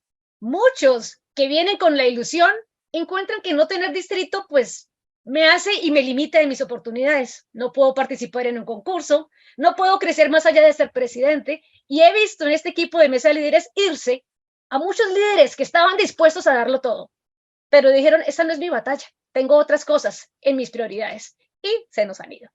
Y la calidad de nuestras sesiones hemos ido mejorando, porque ahora hacemos sesiones conjuntas, nos reunimos Chile con Colombia, Panamá con Argentina, y aprendemos unos de otros. Ese es un reto, aprender y mejorar. Pero para mí el reto más importante es la visión compartida. Todavía muchos socios no estamos entendiendo o no logran entender el potencial que tienen Toastmasters en sus vidas. Cuando venimos a hablar de discursos, es un tema que muere muy pronto. Cuando descubres que ese liderazgo es otra cosa. Y aquí me salgo un poco del guión que teníamos con el equipo y quiero hablarles de mi visión personal. En cierto momento, cuando me pidieron o me ofrecieron ser parte de la mesa directiva, yo preguntaba, ¿por qué haces eso? ¿Por qué dedicas tu tiempo a hacer algo así? Y empezaba a entender en esa conversación con que fue, digamos, mi mentor en esa época, del potencial que tenía Toastmaster. Y empecé a ver una relación entre, no suene bonito, pero subdesarrollo y clubes Toastmasters. Si es aquí donde se forman los líderes, Latinoamérica necesita líderes, necesita esta oportunidad de aprender liderazgo con la práctica. Por eso creo yo en este potencial. Y esta es mi percepción personal. Aunque llevo 4 años, hace apenas un año me di cuenta que me estaba encantando con los chips, las papitas. Las papas son deliciosas, hablar en público me encanta. Pero el objetivo de Toastmaster he descubierto que es aprender liderazgo. Llevo 2 años, los últimos 2 años dedicado casi de lleno a Toastmaster, aprendiendo realmente en un programa de inmersión en liderazgo. Y esa oportunidad deberían tenerlo otros, que esos líderes que se han ido, regresen. Porque yo tengo un sueño, I have a dream. Toastmasters que sea grande en Latinoamérica, pero que Latinoamérica sea grande e importante en Toastmasters. Y por eso, para hablar de estos desafíos, quiero pasar la voz en este momento a Elida, quien desde el Club de Argentina nos va a explicar un poco cómo vamos a enfrentar esos desafíos. Adelante, Elida.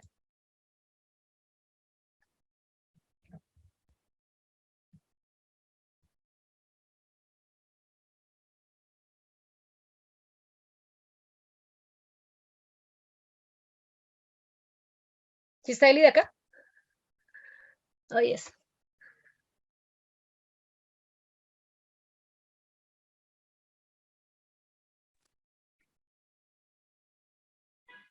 Elida, ¿nos escuchas? Comencé mi speech y no había puesto el micrófono, disculpen.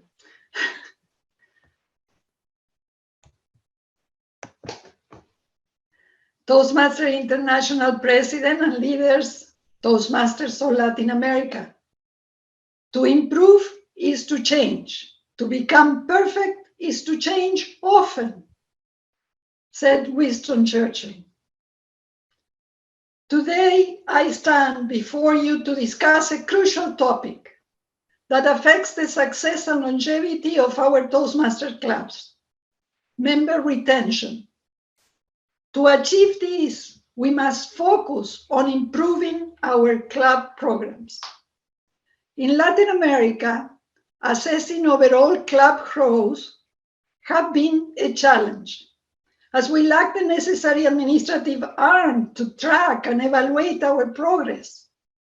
However, we are proud to announce that we have initiated an inventory of human resources in the region, aiming to identify and tap into the existing talent pool. By identifying potential trainers, mentors, and leaders, we can foster the success of our clubs. One of our primary priorities is to emphasize quality by placing a strong emphasis on the quality of club experiences, educational programs, and member satisfaction. We will create a supportive environment that encourages retention and ensures long-term success. To achieve this, we have implemented a series of targeted workshops These workshops are focused on specific skills that our members desire to improve, such as storytelling, body language, vocal variety. We invite experienced members, outside experts, and professional speakers to lead these workshops, providing valuable insights and practical guidance. An example are the recent workshops offered to improve membership by Monica Acevedo, Moments of Truth by George Chiesa, and also a very successful workshop by Andrew Bennett, Your Engaging Voice, presented by Maurice Gelman Toastmaster Club. And more are coming every month to share between the whole LATAM community. Speech evaluation is another critical aspect of club growth. Organizing speech evaluation clinics, we will address the need to improve our evaluation skills. We will also organize speech showcase events. These events give members the opportunity to deliver longer speeches and share their progress with other clubs. It is an occasion to inspire and motivate one another, creating a supportive and encouraging community. Mentoring plays a vital role in the growth and development of our members. Mentors offer advice, share their experience, and accelerate the progress of their mentees. We are planning to cooperate with clubs to establish mentoring programs. We also recognize the importance of utilizing pathways to its maximum benefit. To promote its use, we will organize meetings solely dedicated to exploring and explaining the pathway educational program. Debates and discussions are powerful tools for learning and growth. By fostering a culture of open dialogue and critical thinking, we expand our perspectives and enhance our communication skills. Now that we all can participate in online meetings, we can use this new technology to foster inter-club debates too.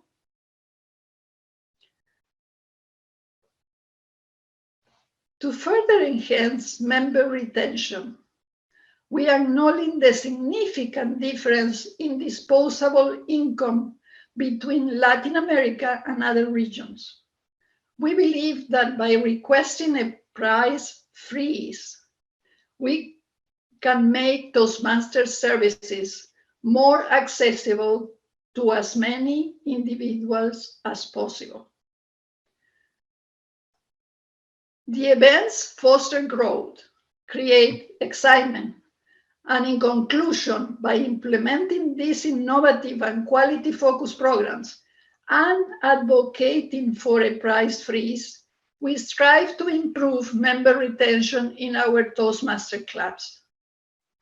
However, we cannot achieve these goals alone. We need the support and partnership of Toastmasters International to make this vision a reality. We strongly urge Toastmasters International to consider creating a dedicated district for Latin America. By establishing a district, we can cultivate and empower local leaders who understand the unique challenges and opportunities within our region. This district will serve as a platform to train and develop leaders who will champion the ambitious plan of improving member retention and promoting quality programming in Latin American clubs. Through the establishing of the district, we can access specialized training resources and support tailored to our specific needs. It would allow us to collaborate, share best practices, and learn from one another. With a strong and dedicated district, we can maximize the impact of our efforts and propel the growth and success of Toastmasters clubs in Latin America. Together, with the support of Toastmasters International and the formation of a dedicated district, we can embark on this ambitious plan to enhance member retention, promote quality programming, and create a vibrant Toastmaster community in Latin America. Now, I would like to introduce my fellow Toastmasters, George Chiesa, DTM, to present you the strategy of growth to achieve our district vision. Thank you. You need to stop sharing so I can share my slides, please.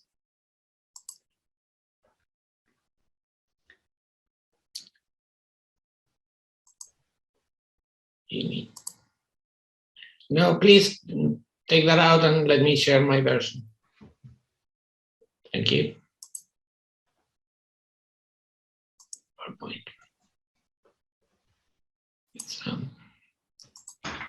Sorry for the slight delay. We were disrupted by the fellow who wanted to present other kind of content. Okay. We had a chicken and egg situation. 2021, 19, 21, 22. Now we are in a situation where my challenge to you is let's think long term. Not just because United Nations or global change or any climate change or anything, but because everybody's looking at 2030. So what we're trying to figure out is working backwards. We are 2 reformations away from 2030. And by 2030, we should be a region. Never mind the district now. District now is tactical. Matt said in a recent comment that he put about Simon Sinek, that is the why and the how. The why is where we should be going, and the how is we're going to get there. So my goal is to introduce to you the philosophy that we're going to grow and how we're going to do it. The how is extremely detailed. We wrote a lot of white papers and stuff that we're going to share with you as a draft. This is our working paper. For the Latin Americans, this is el libro gordo de Petete. This is what we are collecting of recipes. This is the recipe book that we've been collecting for the last decade. And we're going to share with you the strategy. The idea is very simple. Let me move to the next slide. You see this that looks like a map? It's not a map. It's a picture from a satellite, 30,000 kilometers above the Earth. This is where our people live. Every single point over there is a city where there are people. I want you to put your hand in your heart and say, would your life have been easier if you had found Toastmaster 10 years earlier in your life? Because currently, these people have no clue that Toastmaster exists, and we don't know who they are. Why? Because the growth of Toastmasters so far has been like fungi, sporadic, spores, like fungi. They fly in the air, when they land, it rains, a club lands. From Beijing to whatever country, and it just lands. What we want is to have a deliberate effort, concentrated effort, resourced effort. And that is going to allow us not to create at a normal speed, not just to accelerate, but to make a transformational change in the way that we create clubs. We aim to achieve exponential growth that allows us to be a district and to have one reformation and another reformation 3 years later, just in time for 2030. We have a similar population to Europe. We have a similar population to the United States, 300 million people plus. In the States, you have 50 states. You have 45 countries in Europe, region 10. They have 8 districts in region 10, if you count the whole area. And because of that, we think that we can aim that high.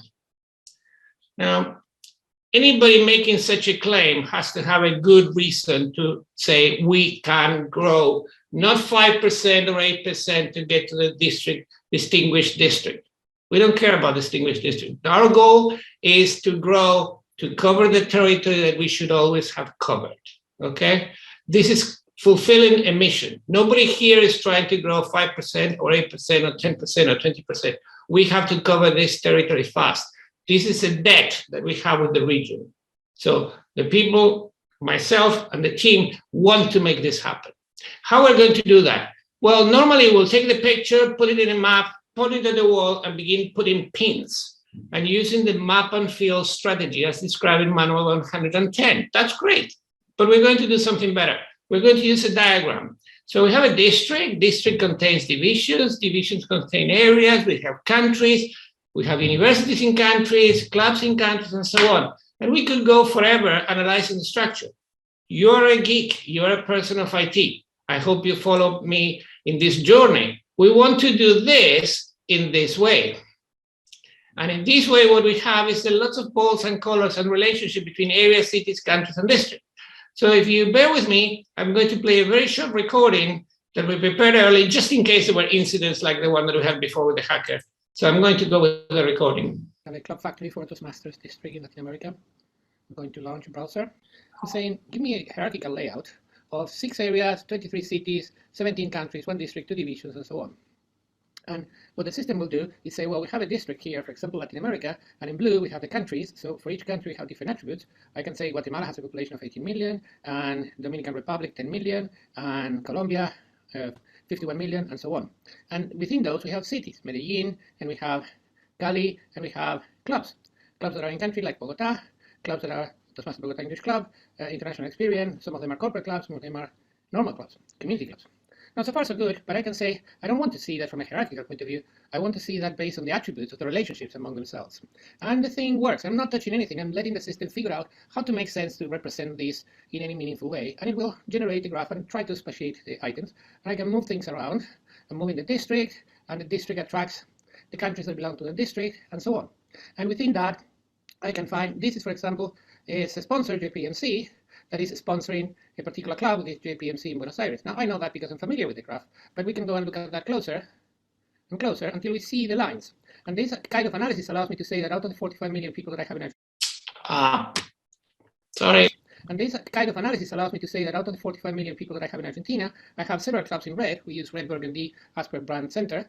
And we have cities, Córdoba, Rosario, La Plata, Buenos Aires, and so on. And some of these clubs are in the city. Buenos Aires attracts this club. And also we have analysis of countries. But I see that in La Plata, for example, I have a very important university, and I don't have any club in La Plata. The same for Rosario, the same for Córdoba, the same for other places. And I can go and move around and figure out, just by looking at the difference in colors, where do I have the conditions?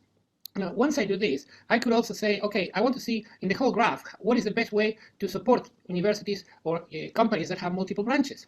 There are universities like Católica University in Argentina who have different places, and so on. And I can look at that in a wide range of conditions. I just wanted to say that once we have this as a graph, we can query individual data, but also we can say, what's the relationship between this particular company here and that particular club over there, and what links do we have? Now, if we add on top of that the relationships that we know Rotary has, or universities have, and links and programs and alumni and expats and so on, you can find a huge amount of information.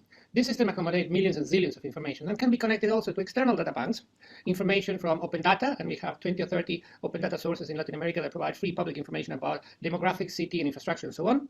And the same from United Nations and OECD and all the other information that is publicly available, also for free. Now, if somebody knows how a network works, you can do things like say, well, use PageRank algorithm and find what are the most important places. Or look at in-betweenness or connectivity or centrality, or all those network attributes that people who study big data and social analytics, like myself, do. And then you can find a lot of interesting relationships. We produce a white paper as background information and also as a draft basis for this discussion. That is available to you on a draft basis. We will incorporate any suggestions that you have in the final presentation, so this should be considered a working paper. But in practice, we have pretty detailed information of what we're going to do. We have not explicitly linked the Toastmasters lead management system, but we are aware of its existence. Once took a training on that a long time ago. So I know how it works, and the idea is that given a lead, we will be able to reply almost instantaneously on the feasibility and what it will take to create a demo meeting and put in place a demo to a group of people to support the demo, and also if the decision is to go ahead, how we can chart the club in less than 30 days. So it's extremely easy to produce clubs at scale because we have a factory of clubs, not just a team that can create one club. Just like Tesla doesn't build cars, Tesla doesn't build batteries. They build factories of cars and build factories of batteries. So, going back to what I was saying, we have the secret sauce. The secret sauce is the expats. The secret sauce is the graph technology that allows us to analyze data at scale. using big data, using social analytics, figuring out where we have the conditions within an ecosystem. What are the different people and the different stakeholders, and how do we orchestrate the ecosystem? In ecosystems economic, the one who holds the information, the one who orchestrates, move the pieces. And by moving the pieces, each time that we need something, we have a leadership opportunity. I need a mentor, or I need a coach, or I need a sponsor. There's a leadership opportunity for somebody to take that role. We think that with this plan, we can grow exponentially. There's a lot of details. We're going to share you the detailed document. It's extremely draft, it's a collection, but we want to be open. And I would like to share that with Mr. Lam, with Reina, and obviously with you, Mr. President. And next slide is Eliseo is going to cover the next step. So I'm going to stop sharing here and leave back to Eliseo to take over from here.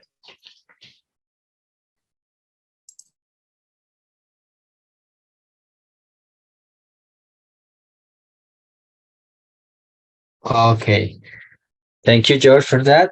Now I'm going to explain the last part of our presentation, and this is connected with ¿qué deberíamos tener y no podemos disfrutar? What we should have and we cannot enjoy. What benefits, supports material, formal communication, training, and contests. ¿Por qué digo beneficios? Material didáctico de soporte, comunicaciones formales con otros distritos, entrenamiento y concursos. Bueno, esto es un muy buen tema para escuchar. Pero primero diré una frase. Coming together is a beginning, keeping together is progress, working together is success. Creo que es claro el mensaje. Queremos trabajar juntos para tener éxito. Y en este momento no lo estamos todavía logrando porque todavía nos falta varios engranajes. Here we can say which part of things: training, contests, media, club mentoring, and conventions. That is what the thing we don't have. But if we were a Toastmaster district, we can get this. But in the past, we are just an district and we cannot have this. Como lo digo, como no tenemos un distrito, no tenemos entrenamiento, no tenemos concursos, no tenemos una promoción unida, no tenemos mentorías de clubes a otros clubes y no tenemos convenciones o reuniones entre los diferentes clubes. What we are missing, specifically, training and contests. What I say training, what we try to talk with other districts in other areas like the Caribbeans, the Mexicans, and some of our clubs in English in other territories. But when also we are going to do that, we need to communicate with them, and it's not necessarily easy. And also in the contests, we have some restrictions because we are district clubs and not necessarily we can participate in all of the possible contests. We have 4 of these and we cannot participate in all this. Lo que quiero decir es, no tenemos un fácil acceso a los entrenamientos y intentamos conectarnos con el Distrito de Caribe, los 2 mexicanos, y en algunos casos con los distritos de Estados Unidos. Pero las relaciones, las comunicaciones y los horarios no son fáciles, por eso muchas veces no los podemos tomar. Y en cuanto a los concursos, al ser clubes que no están en un distrito, tenemos muchas barreras y de las 4 formas que hay de concursos, no podemos avanzar porque simplemente tenemos la restricción de no tener un distrito. This about the support material, audios, videos, books, and so on. When you are a district, you can create and you can form this kind of material. But because we don't have a district, we don't have this collaboration and we cannot do it. Es muy fácil de decir, no tenemos la capacidad de generar material necesariamente para todo lo que podría ser nuestro futuro distrito, porque no lo tenemos creado en este momento.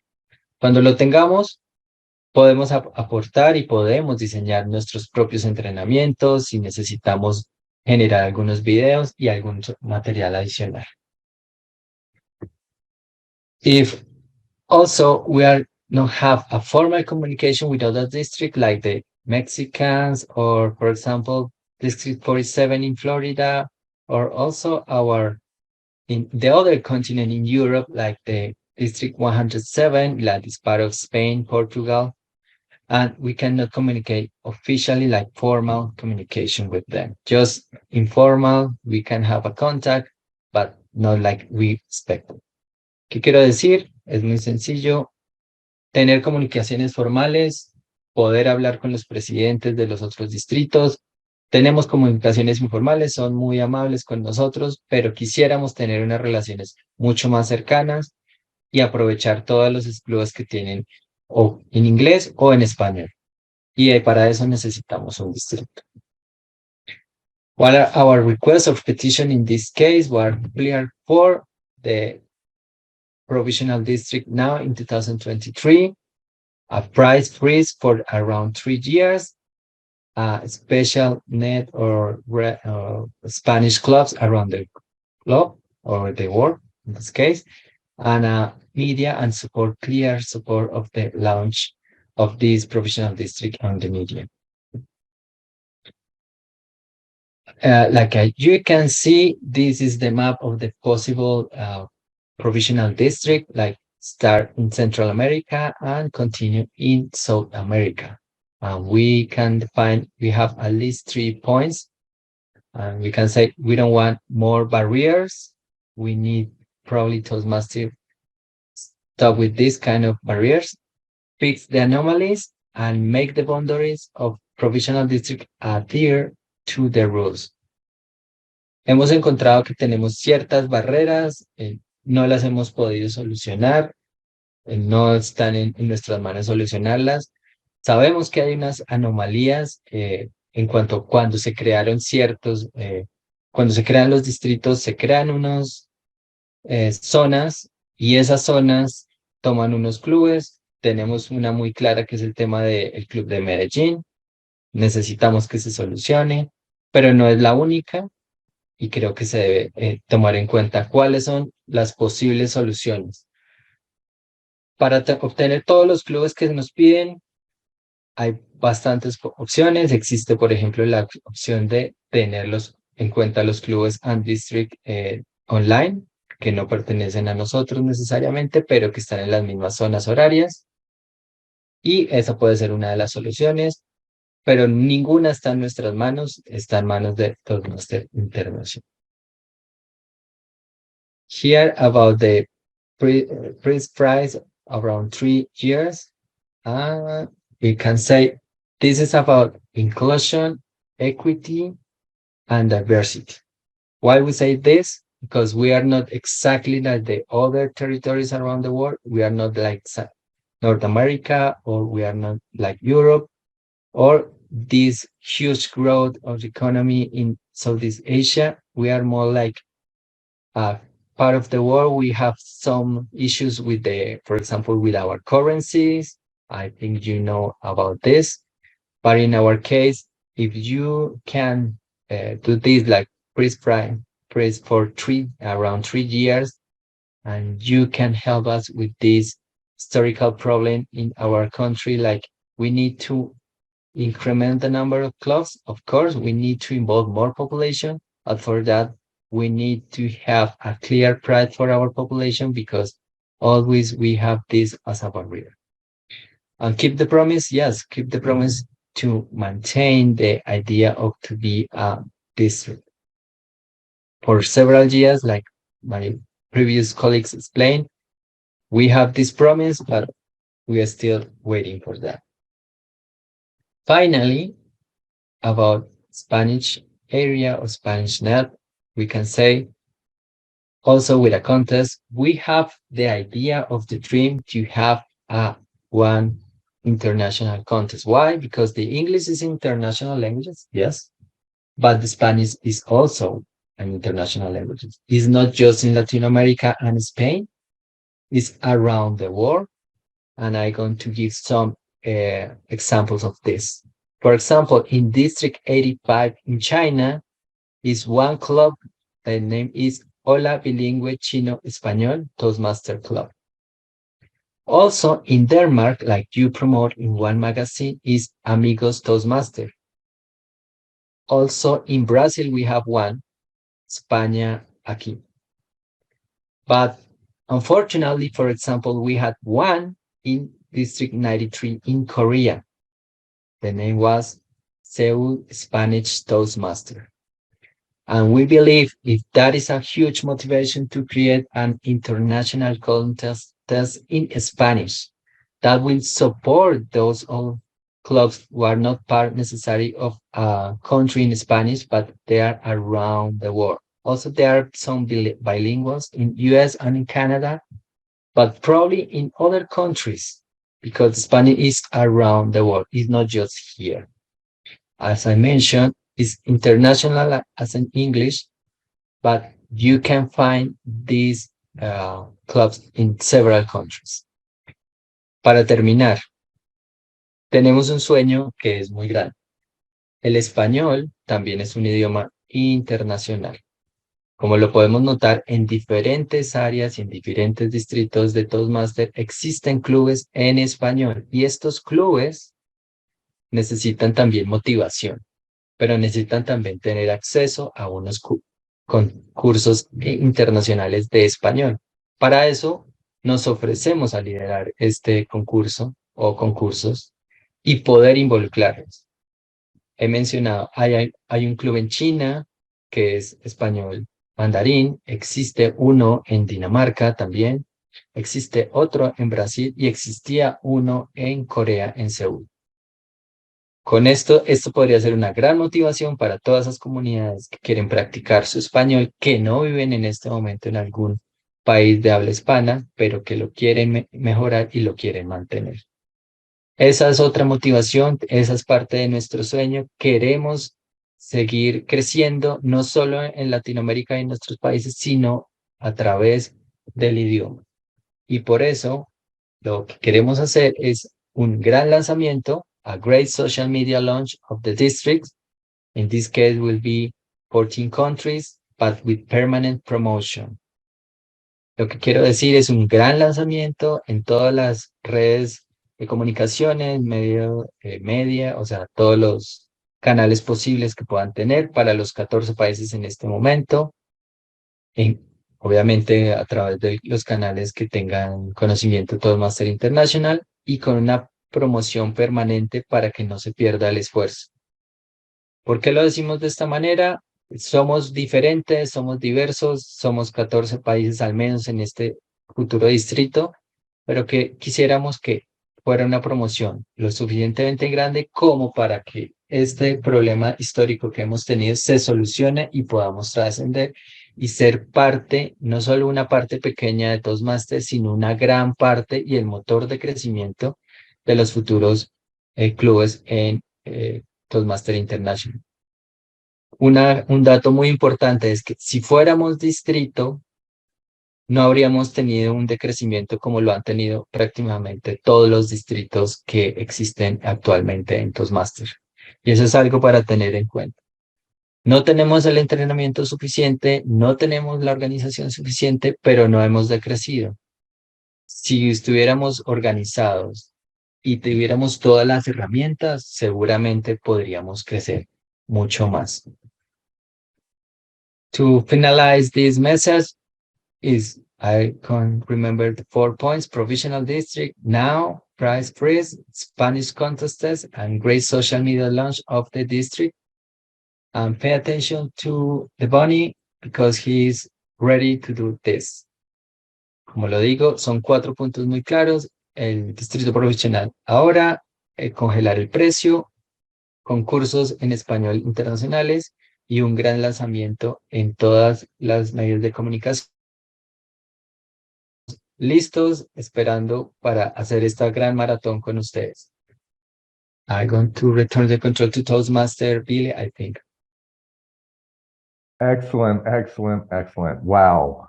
What a detailed, well thought out, and passionate presentation. And this is coming from an excellent leadership team.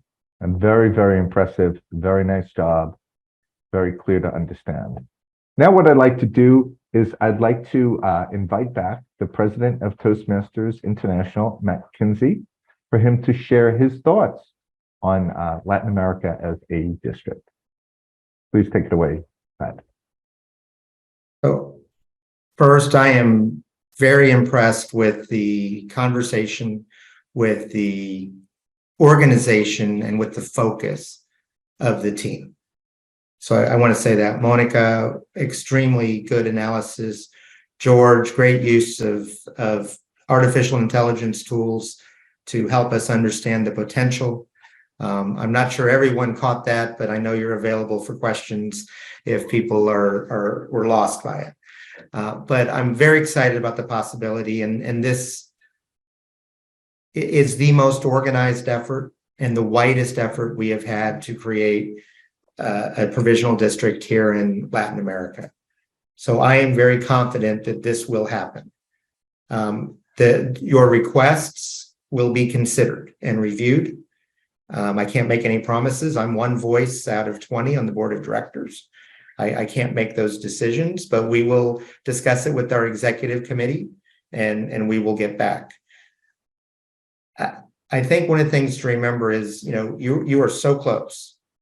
We know that we have another potential club here in Peru, which was not on the list. We now have a contact at Scotiabank, which has several clubs in the Bahamas. And we have a Bahamian Toastmaster who's willing to help make introductions here in Peru to potentially create a club at Scotiabank. So what I will promise you is that if you reach 25 clubs by August, we will review it at the board of directors at our August board meeting. Okay, so I will promise you that if you reach 25 clubs, we will do that. I'm committed to that, but we do need you to reach 25 clubs. And what I saw was 22 clubs. So you're so close. And if we can help a couple of those clubs get restored and start a couple of new clubs, you will be there. And Monica put a great plan together for 26 clubs, which would meet the number. So let's go out and make that happen. Our next steps. One of the things as important as our president-elect spoke about is getting each club's agreement that they want to be a part of this. And the way you do that is through a Toastmasters business meeting at your club, where you would present a resolution to the club to become a part of this effort. And we would like to get a copy of that to Monica and Carlos so they can record it and that we know that those clubs are committed. Because right now we have a potential. But as Morag said, some clubs may not feel ready to participate yet. So we need the commitment from each club. Monica and Carlos, for those you on this call, you can share what it is. And what I really want to share is you do not lose anything by being a part of a Toastmasters district. There is just more opportunity. Nothing in your club changes. The district cannot tell your club to do something. They have no authority over your club. You, as a club, have authority over the district in conjunction with the other clubs in the district. And we vote on things and we elect our members to lead the district. And the district is the one who makes the decision about how things are going to operate within Toastmasters rules within that area. And we have districts that operate differently. That's your decision. You gain opportunity to more leadership opportunities, as Monica was showing on the chart, with area directors and division directors and a district director. You gain opportunity to more club officer training, because that's a requirement of the district to provide club officer training. And we encourage you to attend, and the district has goals based on how many clubs attend training. You gain opportunity to the international speech contest in English. So these are things that you gain opportunity for, and it doesn't cost you anymore. And you don't lose any autonomy as a club. So I want to be sure everyone gets that message. You're not giving up anything. It's just expanding your opportunity. But as Morag said, some clubs may not be ready for that. That's why we need the commitment. We'll work with Jonathan Lamb to fill out the plan for the provisional district and to select leaders for the provisional district once it's ready. And Jonathan and his team will work with Godalis to do that. Monica and Carlos are allowed to add more members to the committee based on the needs of the committee. So if you'd like to take on a role, please contact Monica and Carlos to say, here's how you'd like to help, and they will determine, who's going to be on the team and what roles they're going to fulfill for this coming year. So those are the next steps. The first one being to get the club's commitment. If you have questions about that, Monica and Carlos and Godalis are here to assist you with that process. And they are glad to do that. So what I'd like to do, depending on the questions, some of those I might ask our CEO to address, depending on the questions that you have, but either our CEO or I will address those questions. Just be aware I've committed to having our discussion with our executive committee about your requests. So I'm not going to take questions on those requests. I think they were quite clear what you were asking for, and we will discuss those at a future executive committee meeting and let you know if there are any changes. Okay, so I'm going to open it up to questions. I think what we'll do is ask you to raise your virtual hand. And Billy, if you can go ahead and just call on people and watch to see who raises their hand in which order. And our CEO is also prepared to ask. What I'll ask him to do is answer questions about process, about policy, about procedure, and that's it. But I'm super excited. This is the most excited I've been about the possibility for a district in South and Central America since I've joined. And the first time I had a discussion about this with anybody was in 2010. So this has been something on my mind for 13 years, and I can feel it. I can feel the energy in the room. I can feel the enthusiasm. I can feel the desire from those on this room to do that, as well as the members here I've gotten a chance to meet personally in Peru. So Billy, if you want to handle the questions, and sure. We've got about 15 minutes for questions at the most to keep you guys on schedule. Fantastic. So if you have any questions, just please raise your hand. I will acknowledge you, and then you can address your question to Matt, someone in the team, or anyone that has spoken tonight.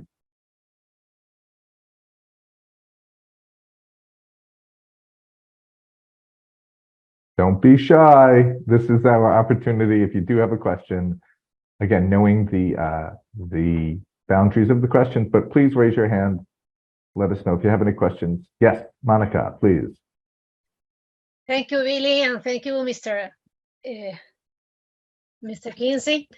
I can't deny that I feel like a little bit disappointed because you still are showing us the carrot.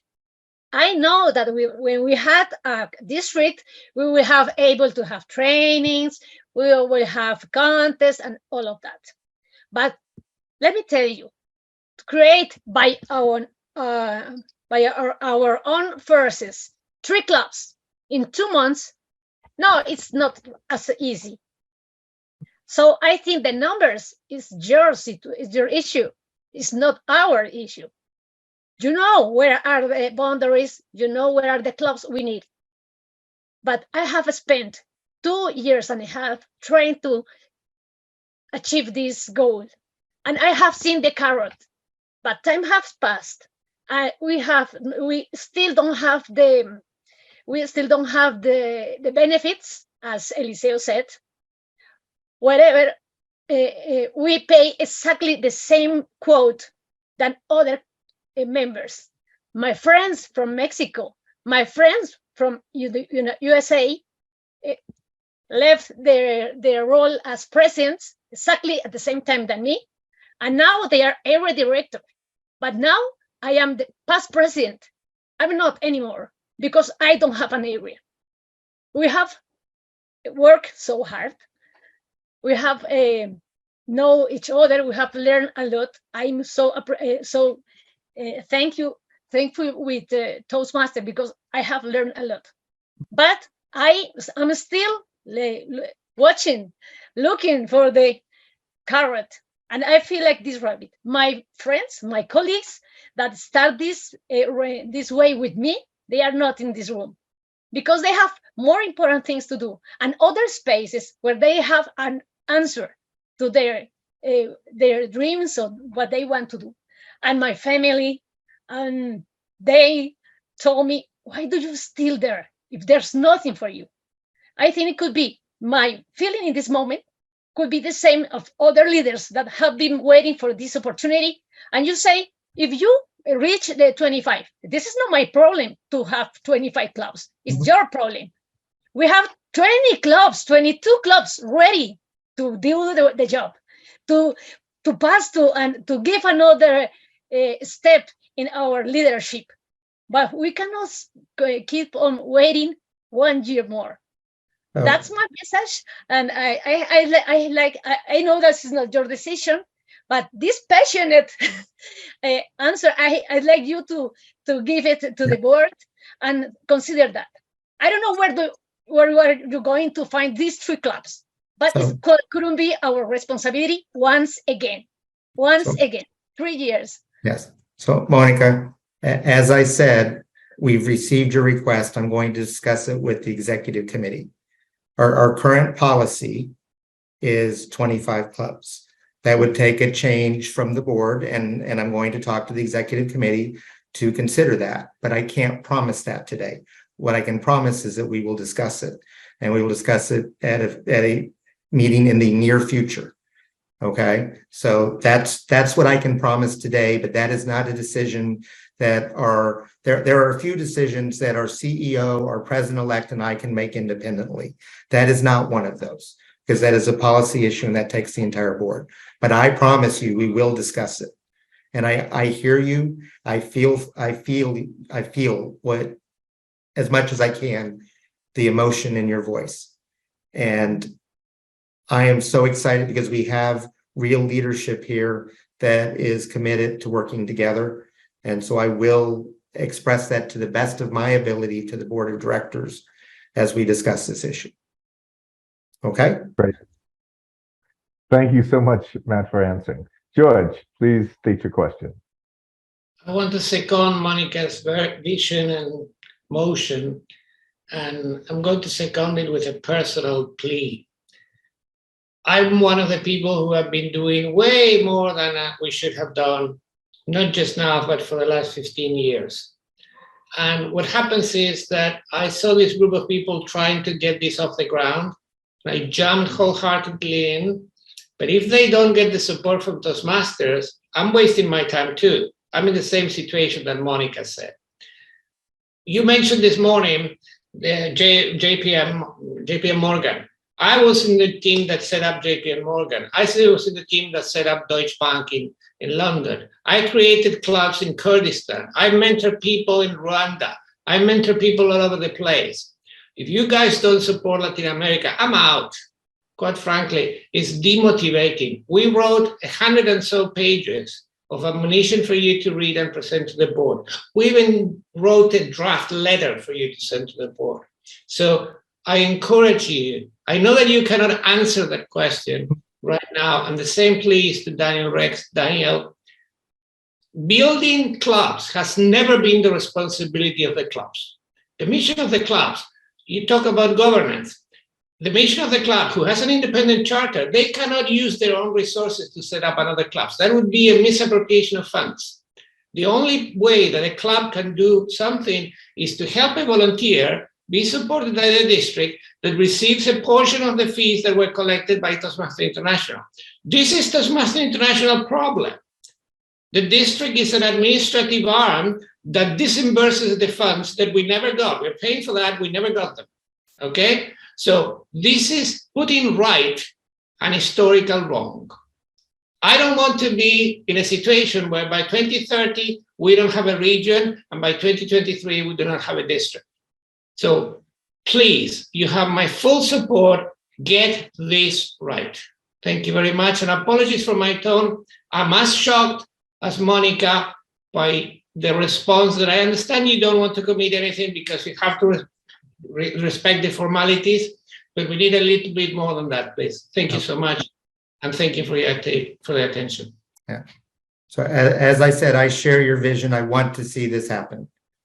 Okay. You have my full mental, emotional support on this. We want to see this happen, and we will discuss it with the board in the near future. Okay. Show me the money, show me the commitment. We'll get our work for free. I understand. Thank you.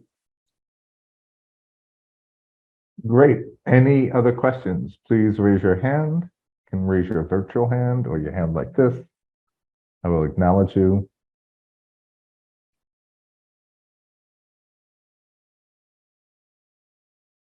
It is a prime opportunity to have your voice heard.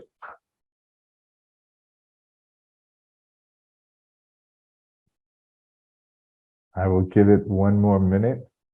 And a minute of silence in Toastmasters seems like a long time. Daniel Rex. Yes, Dan. Bill, Great, Billy, you gonna let me ask a question? Please. You can ask a question, or you Take it can, yeah, if you want to. Oh my, well, it is, and it's been a pleasure to be with you today and be part of this. It feels, well, it's been 30 years since I've been talking with and working with people in Latin America about organizing a district, and I haven't been to any of your meetings in the last couple of years. Monica, you blew me out of the water today with your presentation and your passion, and I'm so happy and proud to see that. Eliseo and George and everyone who presented today, just an amazing amount of passion. There are some things that we can do now. And I want to extend some of these things to you. One of them is you can organize yourselves into areas and divisions so that you can start giving people the opportunity to participate in a leadership role. And if you've not done that yet, I'd suggest that you do that. That's a predecessor process so that everything is ready immediately when you become a district. You're going to become a district, like Matt said. I can't give you a timeline for that, but my perspective is let's get moving. The training that Eliseo talked about, I want to extend the opportunity for both of your co-chairs to go to the training in Nassau, Bahamas this year with the rest of the district leaders. I'd like you to be a part of that. I think it would be beneficial for you and for your successors as this organizes more and starts to go. I'm also very open to the creation of materials and training events. George talked about some of the hard stops that clubs have, that clubs are not able to do, but you're all operating in this place outside of clubs and not yet quite a district. And clearly it's uncomfortable and strange. But if you need to create marketing materials, conduct training, do all this kind of stuff, let's talk about it. Send me an email, drex@toastmasters.org, and I'm very likely to say, yes, let's go ahead and do this. I don't want anyone to feel held back by bureaucracy in terms of being able to create content in such a way that the clubs can be drawn together.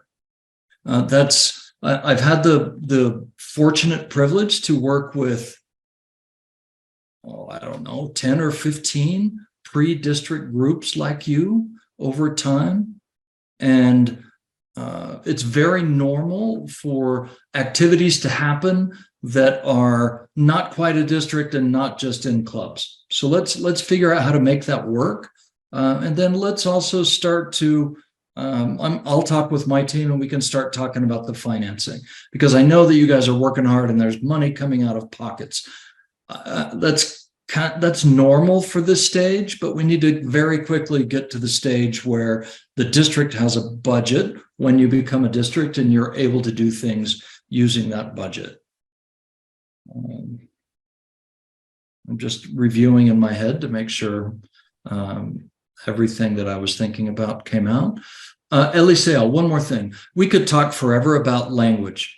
and language within Toastmasters. It's a big topic, a great topic, and one that is challenging for us as an organization. It's a challenge we can overcome. I don't know what that looks like yet, but I believe that's a challenge that we can overcome. Billy, thanks for letting me just kind of go off here a little bit. No, fantastic. Thank you so much, Daniel. We really appreciate your insights and comments. I'd like to open it up to the floor. Does anyone else have any questions? I think Carlos was raising his hand back there behind Matt. Yes, Carlos, please tell us your question. Good afternoon, everyone, fellow members of Latin America, all Toastmasters, and most distinguished dignitaries. It is my privilege to serve. As a Toastmasters, in my icebreaker, before that, my mentor worked with me, my Toastmasters promise. And that is what brings me here today to this table. And I tell you, it's a big table. And it was a big table today. The challenge, sorry to say that, is not to build, to support the district. The biggest challenge that we face and we are going to overcome, even keeping our values and promise, is to work together. Once we work together, we might overcome anything. And we have been working together. Today, this is the realization of a hard work. I tell you, we have this work. Progress is always a work in progress. This is nothing I'm going to demand or ask you for, because I tell you, this is not just about you or Toastmasters. This is about my 4 core values. And this is integrity, which is about me and my service. It's about respect, respecting people's decisions and people's cultures and ways to work. Service, which is the common ground for all, even with Rotary, we're not alone. And we are not going to be alone unless we want to work alone. And that is a personal decision. And excellence. I'm very happy that we have come to this open table because guess what? We're here together. And I think that's a great beginning. What is going to happen is not on Toastmasters' hands. It's not in my hands, but it's in ours. I would say the voice is our voice. The future cannot be imposed by anybody but ourselves. Billy, I thank you for your great job. Monica as well. George, I'm amazed with Eliseo and Elida. I've seen this working all together, but you're not the only ones, guys. Everybody's got a little share of this. We're going to move forward one way or another. And I'm sure that this is in our hearts and this is in our minds. And this is the philosophy. Hey, let's share with others the benefits we have obtained, we have gained for our own selves. This is a philosophy. This is our mission, right? And so I'm going to say thank you so much. I enjoyed this session, and I'm very much thankful for all the support. It's not the support we might want, but we're still working on. We're onwards. Thank you so very much. Back to you, Billy. Excellent. Thank you so much, Carlos. I see that there are 2 hands raised. Alessio, since you haven't spoken yet, please ask your question. Yes, thank you, Billy, for that. Yeah, I think I listened, you mentioned maybe you have the contact with the Scotiabank. When we create the initiative the last year, 5 in 2 months, like create 5 clubs in 2 months, was at the end was a lot to do, and finally we don't create 5 clubs. But maybe if you have the contact, we have also here a bank or a Scotiabank in Colombia, maybe in other countries of Latin America. If you say we need to create 3 clubs, maybe Toastmaster can do that in 2 months. But it's not possible for us to create 3 clubs because we tried the last year. And I think it's a serious idea. We can. No, I think Toastmaster International can do it.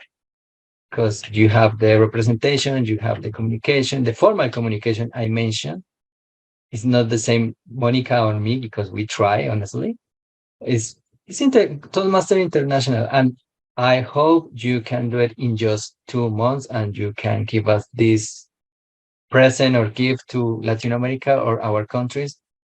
But it's more like to you, it's not our responsibility because we try, honestly. And for example, when they create that club in like tango, like Buenos Aires Tango in Argentina, was again someone in Argentina who has the initiatives, but it's not necessarily someone who do because Toastmaster International put that like that this like you need to create this number of clubs. No, it's just because they want it and they know it. And I think if you want 3 more clubs, as I mentioned, maybe you can just take 3 clubs for the online club. That's also in our time zone. If you made mistake in the past, why you don't make a mistake to create our district and just give that the 25 clubs? That's simple. Is that? Thank you. Thank you. And I say what I will say is starting clubs, what we can do is provide you names of companies that have clubs in other parts of the world. And you can see which of those companies. And if you identify those, we can try to connect you with those members. And we did that because we passed Scotiabank and I reached out to one of my contacts in the Bahamas to get a contact information. So we don't have the contacts locally, but we may be able to help you find contacts in other parts of the world in those companies. I hear you, and like I said, we will discuss this, the numbers. But if you have, what we need now is we need the commitment in writing from those clubs. So that is your next step, to have the vote, have it recorded that you're a part of this. And then let's see how many clubs are saying, yes, we are definitely a part of it. We're hearing you verbally, and I believe you, but we do want to see those minutes from the club meetings. And so that is something you guys can work on, and the board is going to need that to move forward. Okay, I'm going to go ahead and ask Morag to speak because George and Monica have spoken. So I'm going to ask Morag, then we'll go back to Monica and George. Morag. Thank you very much, Matt. It was just to that point of corporate club building.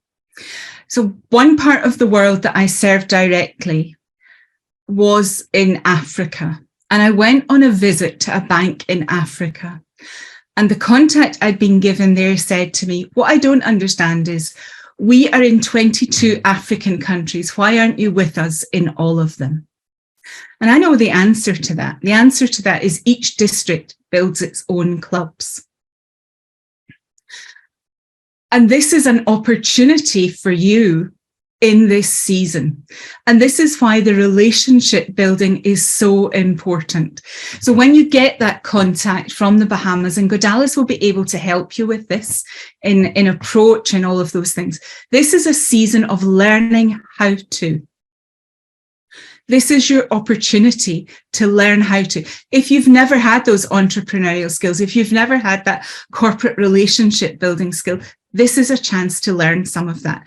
But it's also a chance for you as different countries together to say, do you have this corporation there? Do you have a contact? Or when you get the first contact with Scotiabank, to ask, are you able to put us in touch with your other branches in these countries?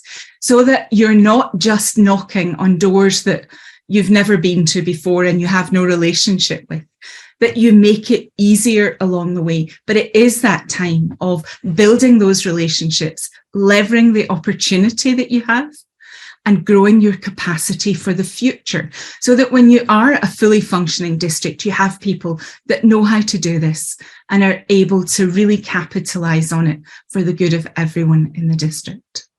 Thanks, Matt, for the opportunity to speak. Thank you. Great, fantastic. Please go on, Monica. Thank you again.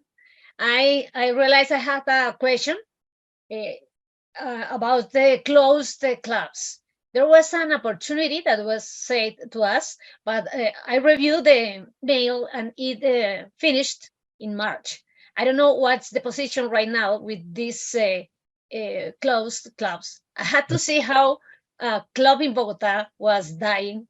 I tried to help them.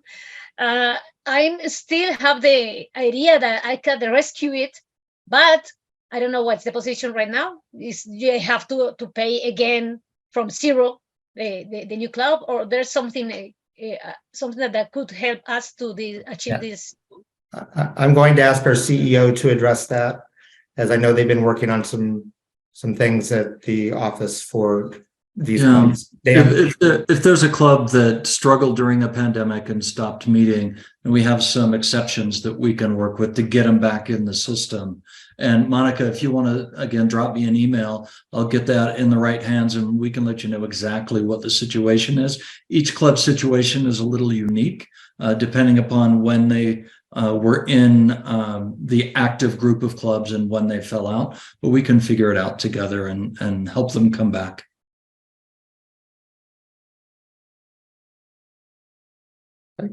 Does that answer your question, Monica? Yes, it was a special question. Thank you. Okay. Excellent. And now we recognize George. George, take yourself off mute, please. Yes, I want to make a constructive suggestion. I know how TLM works. I know the list of the clubs that are sponsored by companies. I know how to call an area governor or the club and say, you know what, your company has a branch in my country. Can we make it happen? We did that before. It's not that we need to learn how to do it. The point is we don't have representation. We are nobody. I'm George, she's Monica. We cannot go like Monica, Carlos, and George to JP Morgan and say, I want to open a branch in Buenos Aires. I cannot go to companies that we dealt before. I cannot go to Deutsche Bank and say, hey, you know what? You have some branches around the area. Can we do something? I set up the office of JP Morgan and Deutsche Bank in London, but I do not have any representation here. So it's a chicken and egg situation. This is not about just resources. It's about having the formal endorsement of Toastmasters saying, you know what? Toastmasters is in CNBC, Bloomberg, Sky News, CNN in Spanish, CNN in English, saying we landed in LATAM, and we mean it. And by the way, you're going to get a call from these people. Please listen to them because they are official representatives of Toastmasters, the organization. We want the district so that people will listen to us. I cannot do this thing linking through people through LinkedIn. I'm connected to 29,000 individuals, but I don't have any representation from Toastmasters at all. I cannot go to my friend saying, you know what? I know how to speak to your CEO. Could you please get a meeting to the CEO because I want to set up a company club? And the guy would say, who the hell are you? Okay, they are my friends. They would say that. So it's a chicken and egg situation. We use the chicken and egg metaphor very explicitly. You guys need to bridge the gap because I'm not going to create three community clubs because nobody creates a community club in 3 months. Nobody. Okay, I challenge anybody to do it. I was given an area of 4 clubs in the center of London: Victoria, Sloane Square, Knightsbridge. The 2 of those clubs were struggling. At the end of the year, we have achieved 250% of the target, duplicated the number of clubs, raised them to President Distinguished, and we were 8 clubs and the area was cleared. Then I was given another deprived area, and we duplicated the area again. We know how to do this stuff. The issue is we do not have representation. And I have seen with my own eyes this team of people, and I jump to help them because these are the best people that you will ever get in Latin America to get the job done. So I beg you to give them representations, to give them entity, to give them the persona, to go to a company and say, we are part of Toastmasters International. We want to help you by bringing these skills to your company for all the benefits that I heard you present in the morning. I take notes with my Rotary pen. I'm a Rotarian also. I'm a proud Rotarian, Paul Harris Fellow and supporter of Polio Plus, and I participate a lot with them. And I belong to the region 23B, the 23B in Rotary, which is out of Lima, Peru. We made seminars and we invited Rotarians to seminars done by Andrew Bennett.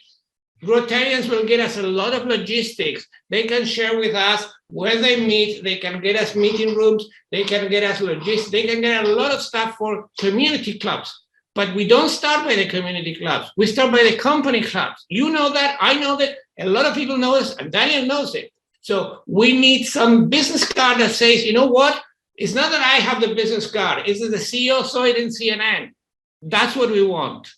So, and George, what we have done immediately is Monica and Carlos have a letter signed by me and our CEO, recognizing them officially as chairs of the organizing committee to give some official stature in this interim time period. Okay, so they are official representatives of Toastmasters International, recognized by the board of directors.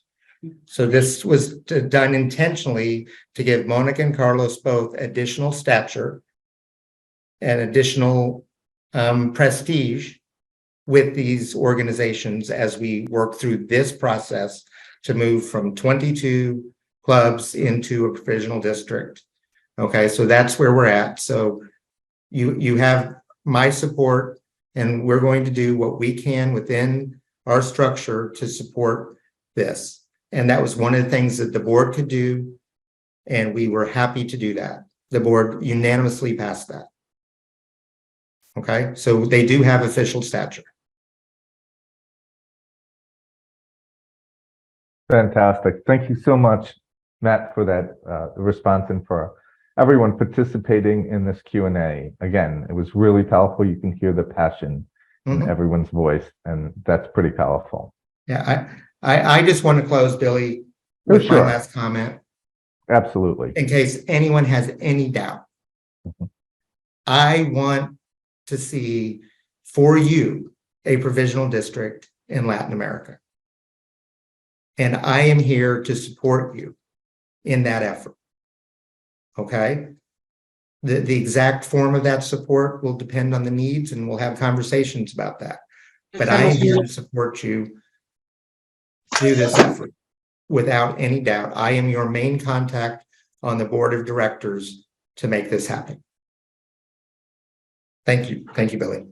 Fantastic. Thank you so much, Matt. And in closing, I really need to say what an amazing meeting we've had. I'd like to thank everyone who attended and participated, and we have exciting plans in forming a Latin American district. And a special thanks, of course, to our Toastmaster International President, Matt KINSEY, to the Toastmaster International CEO, Daniel Rex, and the incoming President, Morag Mathedson, and the rest of the TMI executive team for their continued support and guidance. We believe that with the motivation and passion of the Latin American team and the support of Toastmasters International, that we've seen today what can happen, that things can happen and they can happen quickly. And I'm sure that we will not only grow into a district, but we'll grow into a Latin America region. So thank you again for attending the meeting. We had a wonderful time. I hope you did as well. This meeting is officially adjourned. Thank you all.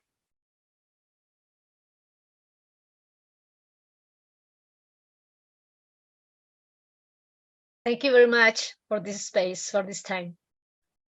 Thank you, Bye-bye, Monica, guys. and See you. Carlos and Alicio and everyone who presented today. I have a much better feel for our Toastmasters in Latin America today.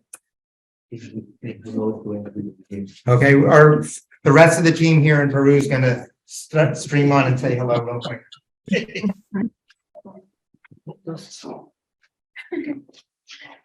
Thank you for listening, guys. Really, thank Hi, you for listening. George. Thank Monica, Eliseo, thank you so much for everything.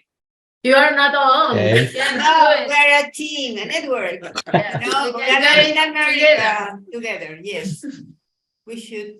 I believe that that is the last message. We can make it because we are going to do our best and the commitment to make the district from our hearts. Okay. Okay. Good. Bye-bye.